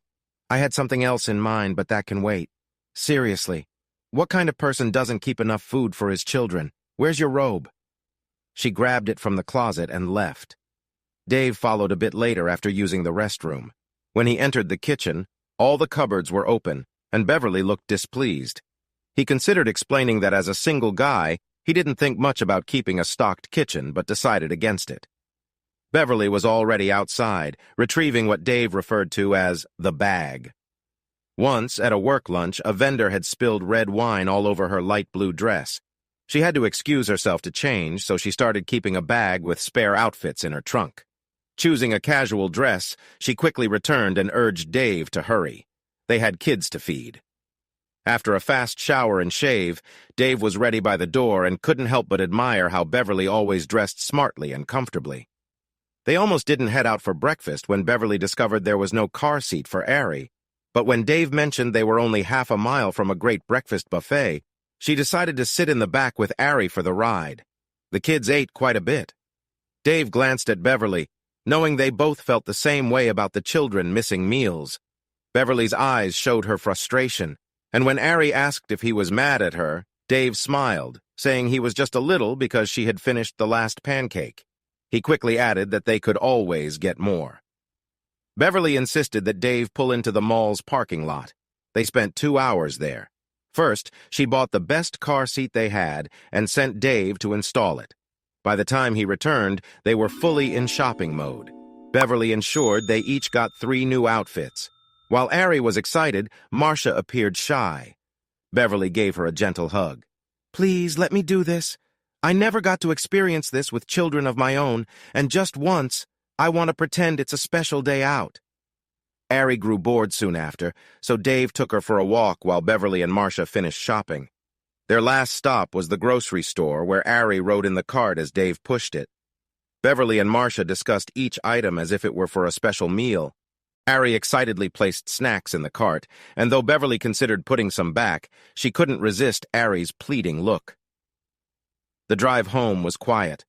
While unloading the groceries, Beverly suddenly asked, "How many bedrooms do we have?" Dave found it interesting. She said, "We." "4? Why?" She simply rolled her eyes and took the girls upstairs. A few minutes later, she called him. He found them in the biggest guest room, the one with an attached bathroom. "This will be the girls' room. It belongs to them now. It needs to be a safe space. You need to make sure Marcia has keys so she can come over any time. Got it?" Marcia stood there, a mix of hope and fear on her face, while Ari, almost asleep, was in Beverly's arms. With a determined look, Beverly awaited his response. When he didn't say anything, he noticed Beverly starting to tremble. Then he smiled. "Well, it shall be. I'll leave it to you girls to decorate." Turning to Marcia, he asked, "Do you understand what we're offering you?" Without a word, she hugged him and began to cry. Beverly placed a sleeping Ari down and joined the embrace. After a few moments, he excused himself to the living room and sat in his favorite chair, contemplating how much his life had changed in just one day. Beverly soon joined him on the big recliner, getting comfortable as she spoke softly and gently brushed his chest. "This changes everything, doesn't it? I'll head back to the old house to pack up what I need, and I'll take Marcia with me. So, you're on childcare duty until we return. Make sure she eats something healthy, all right? We'll be back in 3 hours." As she stood to leave, she paused, leaning down to kiss him. He could see a hint of worry in her eyes. "That is, if you want me back." He hugged her tightly. "We have plenty to sort out, but being apart isn't going to help. You always organize things better than me, so I trust you with this. It won't be easy, but I love you enough to try. Are you with me?" Was she with him? What a silly question. She felt a rush of words welling up inside her, but managed to smile through her tears. "I'm in." His smile brought her comfort as she quickly went upstairs to gather Marcia and exited the house, ready for their next steps together. She was silent for a moment before asking, "Why are you helping us?" Beverly thought carefully before responding. She wanted to be honest. "First, because I care about you and genuinely want to help. You're in a tough situation, and anyone with a heart would want to lend a hand. Second, you're important to Dave, which makes you important to me. You know we were separated, but this weekend is hopefully the first step toward fixing things." She paused, gathering her thoughts. "While we were apart, I realized Dave really wanted children, and I selfishly denied him that. Meeting you and Ari brought out feelings I didn't know I had. Now I regret not giving him that chance. You two are my chance to do things differently. I'll never be your mom, but I'd love to be a good role model for you and Ari, no matter what happens between Dave and me. I know you may not fully understand, but I'd like to try. Can I?" Tears formed in her eyes as she reached out and took Beverly's hand. "Well, count me in. For a perfect family, both parents need to be present, right?" Beverly had to pull over. Marcia hugged her tightly, and Beverly felt comforted.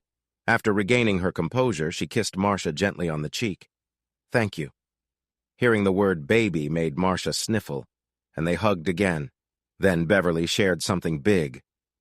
To be a true part of our family, you'll need to live with us full-time. Now that you're 18, you can petition the courts for custody of Ari. We'll cover all the legal fees. Once it's done, no one can take her from us. You should start practicing saying, "Yes, Mom." Now would be a good time. Marcia gripped Beverly's hand tightly, tears flowing as she whispered, "Why, yes, Mom." The pair continued through the house, collecting Marcia's belongings.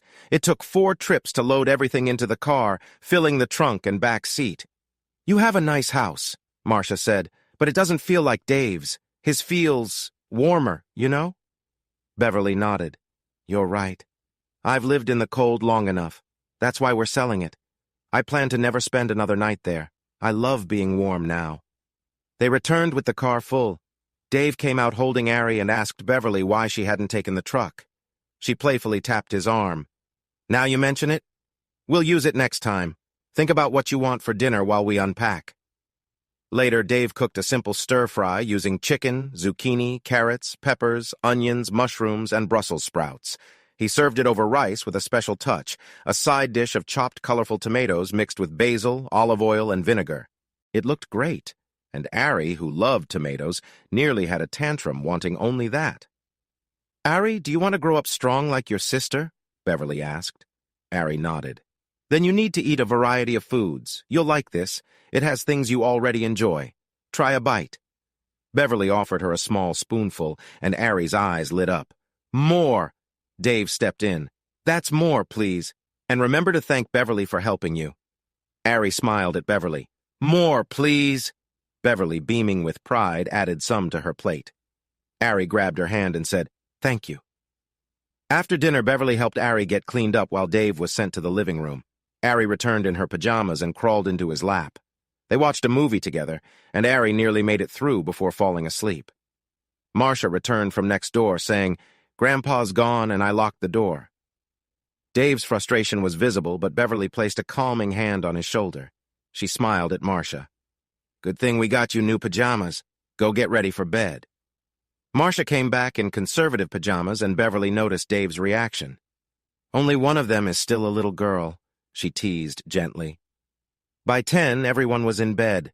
Beverly came out of the bathroom wearing a comfortable nightgown. She noticed Dave watching her and smiled. "I know we've both been busy, but tonight, let's just relax and enjoy the time we have together." Dave stood up and gently pulled her close. "I love you, Beverly." Just like that, any tension between them vanished. Overcome with emotion, she knew that their love remained strong. They embraced, cherishing the moment. The fire returned quickly, and she surprised him when she grabbed a pillow. "It's for me to use if I need to make some noise," she said. "You know how much I enjoy being close to you, and I can get a bit loud. We have kids in the house, and I don't want to wake them, so I'll be using this pillow a lot tonight, I hope." She lost track of how many times she used it, but it was enough to cause a small tear. She was happy pillows were inexpensive. Even if it took a bit of her paycheck, it would be worth it. Their alarms were set, but Ari decided she would wake them up. She was glad she had made Dave put on his shorts and that she had slipped into her gown. They snuggled for a while until Marcia arrived to take Ari while they showered and got dressed. They played together a little, but they couldn't spend too long as time was tight. Marcia made breakfast, and they all sat down to eat like any family would. Ari insisted on a kiss goodbye, and they also kissed Marcia on the cheek, not wanting to leave her out. Marcia had a driver's license, so she took Beverly's car to drop Dave off, making it easier for them. Beverly drove Dave's truck to work. Jen arrived at the office just after Beverly sat down. "Does that truck belong to who I think it does?" Beverly couldn't help but smile. "It belongs to my husband, if that's what you mean. Now let's focus on work. We can chat during break." Jen came in early with coffee and treats. Beverly didn't say anything until they had finished their snack and were sipping their coffee. "Jen, Dave and I are back together. We have some things to work through, and we might need counseling, so I may be away for a few hours now and then. It won't be easy, and I might feel down sometimes, but please bear with me. You've always been my support here at work. I'm likely to rely on you even more. By the way, I've managed to approve a 7% raise for you. It's not much, but it's what I can offer. Thank you for standing by me." Jen felt a mix of joy and sadness. Her husband had just been promoted and would be transferring to another state in 3 months. He had received the news on Friday. His company also helped her with job referrals, and she was flying out next week for interviews. They were both emotional as they shared this news. "I still have 11 weeks left, boss. I'll help you find someone new who will be just as dedicated." They hugged and went back to work. On her way home, Beverly had a thought. Marcia. She discussed it with Dave, who thought it was a great idea. Ari was full of energy, showing affection to both of them.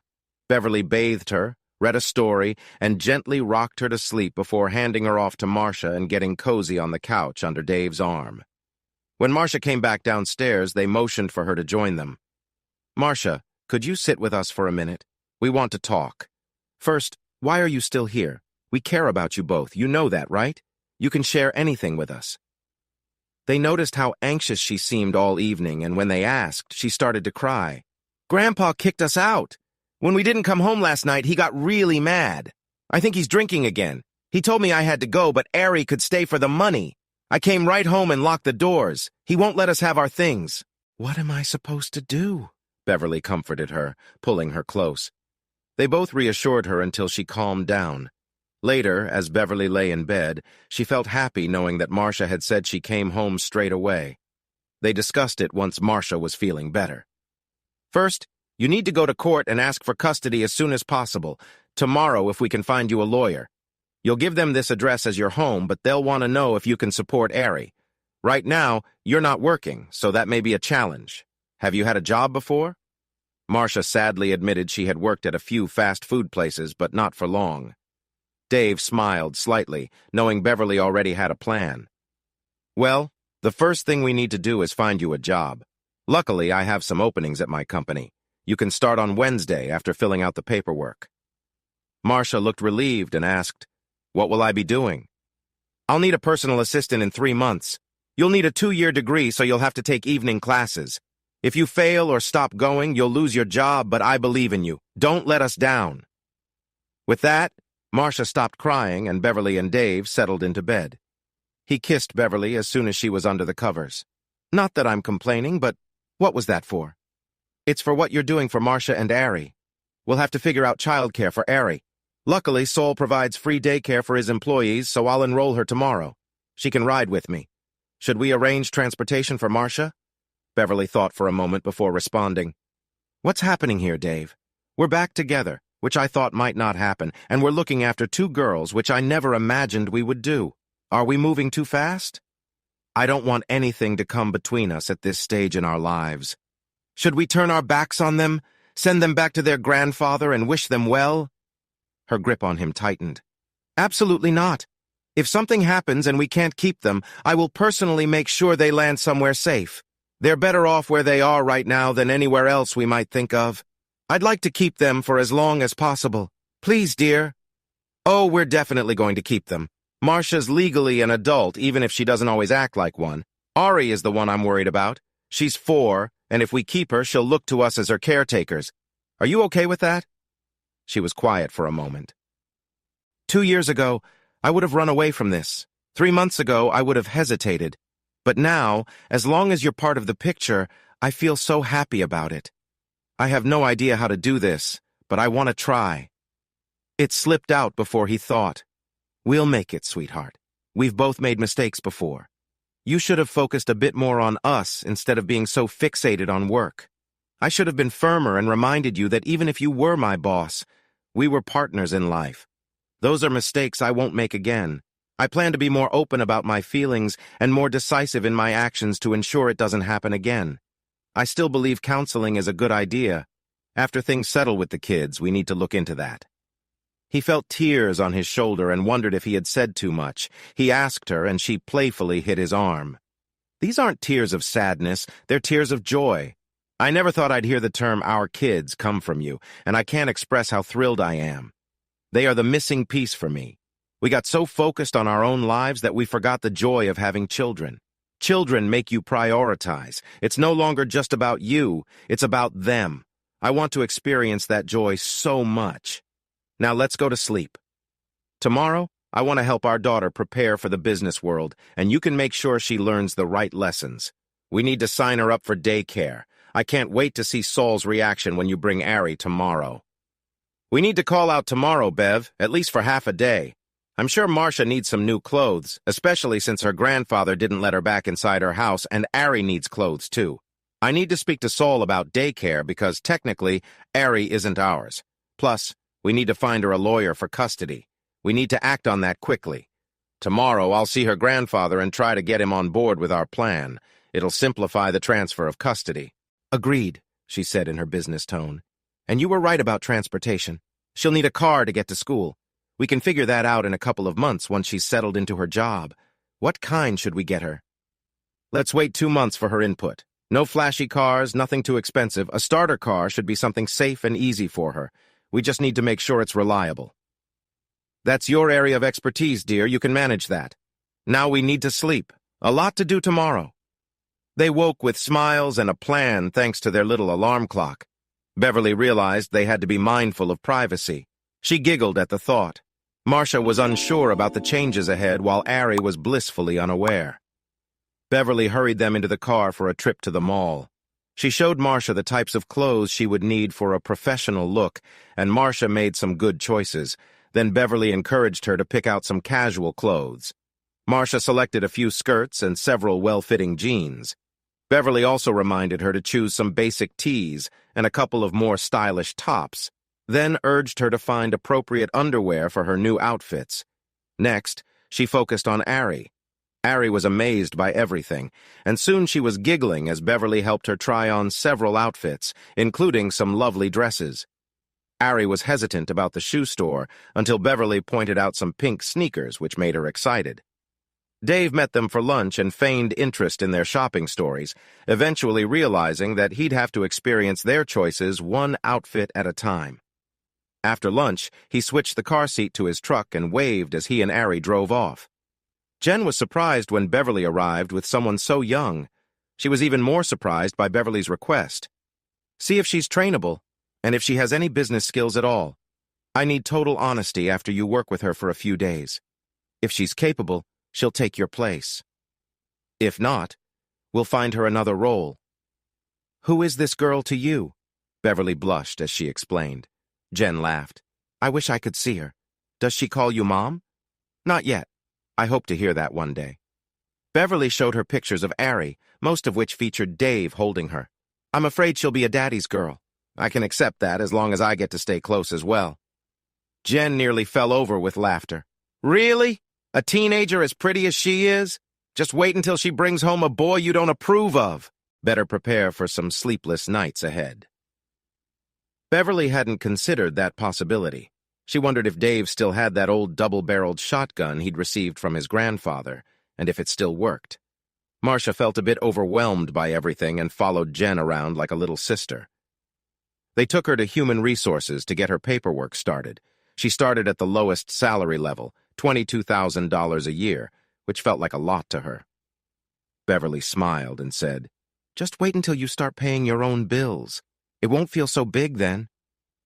Noticing Marcia's frown, she tried to reassure her. That's years away, sweetheart. I won't let you move out until you finish your degree. Then we can see how you feel about it.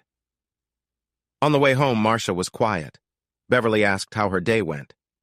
It was a lot to take in, but I'll manage. Just look at the example I have. Beverly beamed, and Marcia spoke again, her voice softer now. I might have made a mistake today. One of the other secretaries asked who I was, and Jen told them I was your daughter. I was so surprised I didn't correct her. People have been giving me strange looks. Beverly had noticed those looks too, but brushed them off. She was focused on saving the company and herself, so she expected some awkward attention. Don't worry about what they think. Let them assume maybe they'll treat you better. I've been called worse things. When they got home, they found Dave and his little helper had prepared dinner, grilled chicken and vegetables. They sat down to eat with big appetites. He wished he had captured the look on Saul's face when he shared why he was late and what he needed. Ari was in his arms, her little hands wrapped around his neck. He called Susan, who must have raced over to the plant. She had a warm, grandmotherly vibe, and soon Ari was in her arms while they chatted. He shared the wonderful details of the weekend, and Susan had tears in her eyes, which puzzled Ari. Sol looked a little misty too, but was smiling the whole time. Before long, Susan had Ari by the hand, leading them to preschool. Ari wasn't used to being around kids her age and clung to Susan a bit, but the teacher soon encouraged her to join a game. An hour later, she barely noticed when Dave left. He shared their background with Susan and Saul and asked if they could recommend any good family law experts. Susan quickly got on the phone. One of the boards she was on specialized in helping children in tough situations. She set up an appointment with a respected family law expert who was available after hours to assist them. He couldn't wait to share the news with Beverly. Susan brought him back down to reality with a serious question. So, after one weekend with your wife and having these children come into your life, you think everything will be fine? Not at all, Susan. We have a lot of feelings and past issues to work through. The children will add complexity. We're looking for a good marriage counselor, and later, if things progress well, we'll consult a family expert to help us all adjust. One thing is clear. We still love each other, and we're building strong feelings for those two girls. You know how driven Bev is when she sets her mind to something, and she sees this as a chance to make things right. I need to help her stay grounded. It won't be easy, but we're both committed to making it work. Saul smiled. Well said, Dave. I can tell you from experience that it will be worth all the challenges ahead when you watch them grow.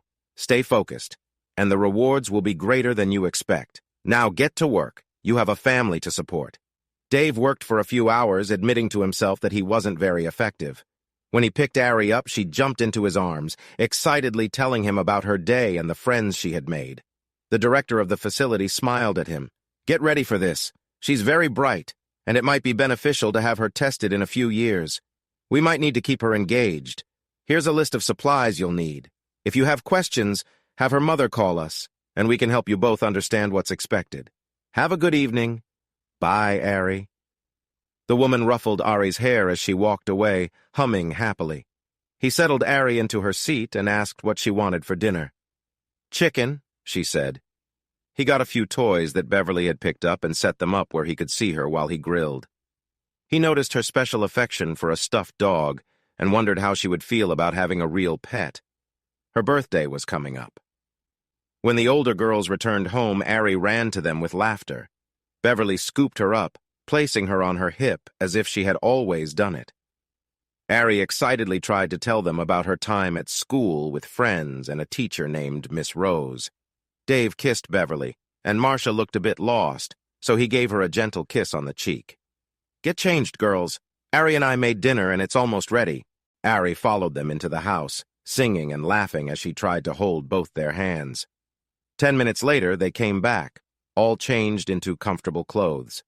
They quickly set the picnic table, poured tea and lemonade, plated the chicken, and arranged the vegetables on a large platter. Ari had just returned from Bible school at a local church the week before. She grabbed his hand and said, "Grace." They all held hands while he thanked God for the food and the girls. That was enough for Ari, who exclaimed, "Amen," as she pointed to the roasted carrots. Bev helped her with her plate, chopping everything into small pieces. That night, after their usual routine of baths, stories, and rocking, Bev cuddled up to him. She seemed to want to bring something up, but didn't know how. "Bev, we promised to be honest with each other. If something bothers you, just share." "Why did we stop going to church?" she asked. Short answer, we got too busy. Why, what brought that up? Ari insisted we say grace. We need to find a church. It would look good if social services visits. I don't want to go to church just to make it look good. I think it would be beneficial for both girls and for us too. We could get involved in activities and meet new friends. Let's discuss it with the girls before the weekend. That seemed to make her happy, and she smiled brightly. The next morning, they were woken by Ari knocking on the door, upset that she couldn't get in. He hurried to the bathroom while Bev slipped into her robe and opened the door. Ari was crying, but soon settled down as Bev comforted her. "No more locked doors," she told him the following night. "If we need time alone, we'll keep the door open when we're done. Got it?" They fell into a routine over the next few weeks. Ari never missed waking them up, diving on the bed for kisses and hugs while excitedly talking about school. Marcia was taking makeup lessons from Bev and would get ready for work while they played with Ari. In her professional outfit, Marcia looked much older than 18, which made Dave uneasy. Bev would laugh at his concerns. Everyone knows she's the boss's daughter. People will naturally notice her, but it's a professional setting, and Jen and I keep an eye on her. I think she hasn't had many dates due to her home situation. When she starts dating, she'll be quite popular. Did you ever find that shotgun? Dave asked with a grin. Yes, and I bought a box of buckshot, she replied, still chuckling as she went down for breakfast. After the girls had been with them for 3 weeks, their grandfather came to the house. He arrived while Dave and Beverly were out with Ari at the grocery store, and Marcia stayed home to prepare dinner. He knocked on the door and demanded to see the girls. Marcia tried to reason with him, explaining that they wanted to stay where they were, but he became very agitated. She suspected he might have been drinking. Later, after they put Ari to bed, she filled them in on the encounter. Dave planned to confront him the next day, but Beverly convinced him not to. Let me call Mrs. Ingalls. She'll know what to do. Mrs. Ingalls was the family law expert Susan had recommended. A retired judge, she took on only a few cases at a time and was very selective about her clients. They found her to be friendly, and Ari loved to sit on her lap and play with her long silver hair, but she was also very tough. It should be relatively straightforward to award custody to the sister, she explained. She's in a nice home, has a steady job, and is well presented. If you get involved, it might complicate matters due to your recent separation. You can't adopt Marcia since she's of legal age, but she could change her name or be recognized as your daughter. Both of you have good jobs and are in decent financial shape, which should help your case. The grandfather could be a challenge, but it would be hard for social services to grant custody to him if Marcia refuses to return. His age and attitude will work against him. Try not to provoke him. Allow him some supervised visits so he can see the girls would be better off with you. If he resists, we'll fight back. Bev informed Mrs. Ingalls about the incident, and she promised to arrange for social services to inspect their home and conduct initial interviews. They'll also revisit the grandfather, looking for any evidence that suggests he may not provide a suitable home. They might be able to persuade him to let the girls stay with you based on his age and health. We'll see how it unfolds. In the meantime, stay vigilant. Social services came to their home to do an inspection and interview Beverly and Dave. They could tell that the officials were impressed with the clean and welcoming home. Ari, unaware of the situation, was her usual cheerful self, eager to show them her toys and stuffed animals, chattering the whole time. She took them outside to see her colorful new swing set and sandbox. Marcia remained calm and spoke highly about the warm and loving atmosphere in the house. She sniffled a few times as she shared that it felt like the first true home they had ever known. Unfortunately, things hadn't gone so well for the grandfather. Marcia had handled most of the cleaning and cooking during their time with him, and they arrived to find a messy house with a sink and counter filled with dirty dishes and takeout containers. Mrs. Ingalls reassured Beverly and Dave that their interview had gone wonderfully, and it seemed like a sure thing. A month later, Marcia became Ari's legal guardian. The grandfather never visited them, so Marcia finally took Ari, accompanied by Dave, to see him. He wouldn't allow them inside, slamming the door in their faces.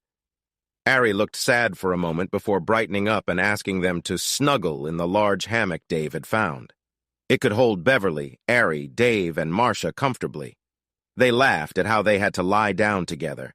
Dave would pull Beverly in and lean back, and Marcia would giggle as she tossed Ari onto them. Then Marcia would settle down beside Beverly, and they would all sway gently together. It often lulled them to sleep. Beverly would always remember the day Marcia asked if she could snuggle with Dave for a change. Sometimes she would find them asleep in the hammock with Ari nestled between them. She captured those moments in pictures, and Marcia shared them on social media, captioning them "snuggling with our dad." When Beverly showed the pictures to Dave, he surprised everyone by rushing out of the room. She found him in the backyard, crying. He hugged her tightly. "I'm just overwhelmed. It's something I never thought I'd witness." He returned inside, giving both girls a warm embrace and kiss. He wished he could say that marriage counseling was easy and only required a few sessions, but that wasn't the case. Their counselor was quite perceptive. She had them meet separately to share why they had separated and what led them to want to reunite. She offered her insights during the sessions. At times, they shouted at each other, and at other moments, they cried and hugged as if afraid to let go. She guided them through the process, helping them analyze their emotions when it was all over. He realized he held a deep resentment regarding her almost sole decision not to have children. She felt frustrated with Dave for bringing it up now and then.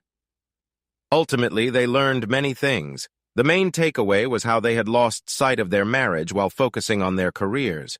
He found pride in her accomplishments, but also resented how she sometimes minimized him as she advanced in her career.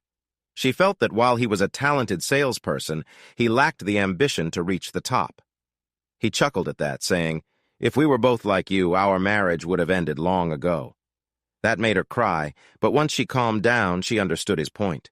She knew it hurt him when she expressed feeling that she was the one taking charge of their family. Eventually, he recognized that she was right about some of her feelings, and it wasn't until she disrespected him completely that he started to push back. There were times they returned home still upset and didn't talk much. Ari would sense their moods and bounce back and forth, seeking to snuggle until they both felt better. Marcia, understandably worried, would stay close until they pulled her onto their laps, and Beverly would comfort her. He would never forget the day he picked Ari up from daycare, and she came running toward him. "Daddy!" she yelled, and he lifted her up. She had heard the other kids calling their parents Mom and Dad, and had decided that was how it should be.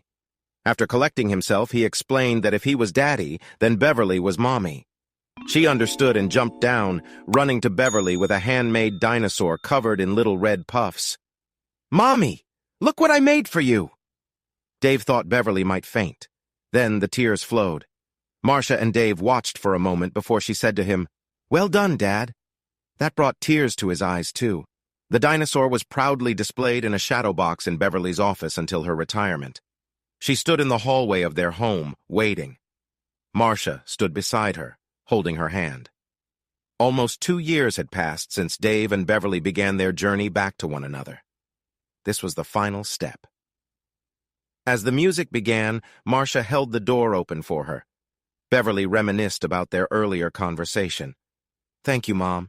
Thank you and Dad for giving us a loving home and believing in me. I can't believe I'll be a junior in college next year. I promise to do my best. After all, I have an incredible role model." Beverly hugged her tightly, trying to keep her makeup intact. "I should be thanking you. I nearly lost everything. My career was in ruins, my husband had left, and I felt empty. Then I went to that cookout to try to get my life back.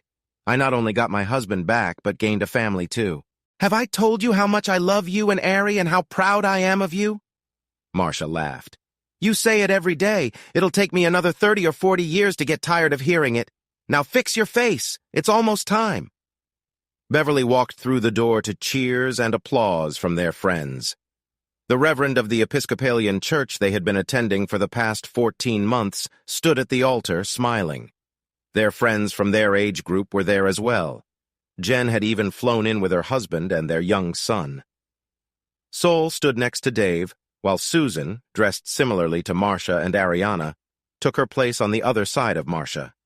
Ari, their 6.5-year-old daughter, stood there with a basket of rose petals, flanked by their dogs, Sunny and Sugar, who had little pillows strapped to their backs.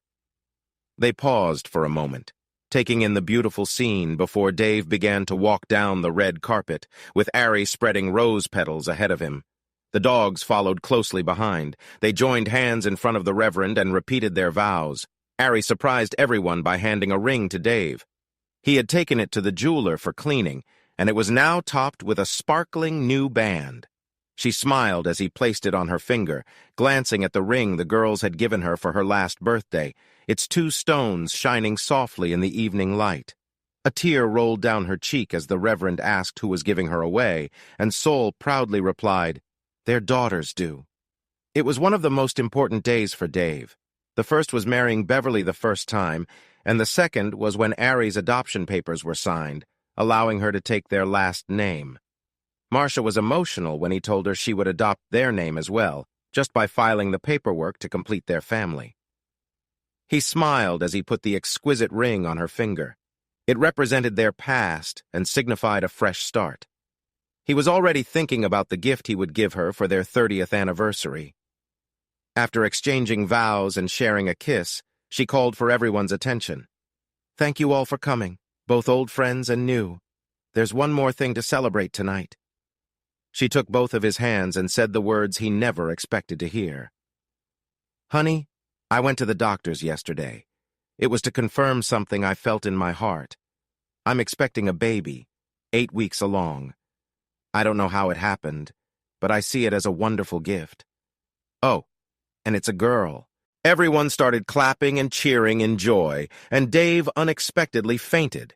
Beverly and Dave watched Ari cross the stage to receive her high school diploma, just as they had seen Marcia do for her college degree a decade earlier. Ari graduated with honors and would be attending the same university as Marcia. Dave grinned at Marcia while holding his 4-year-old grandson on his lap, and she smiled back, holding his twin sister. While Dave thought Beverly was an amazing mother, it was nothing compared to how she adored the grandchildren. Marcia inherited her grandfather's house and remodeled it to suit her family.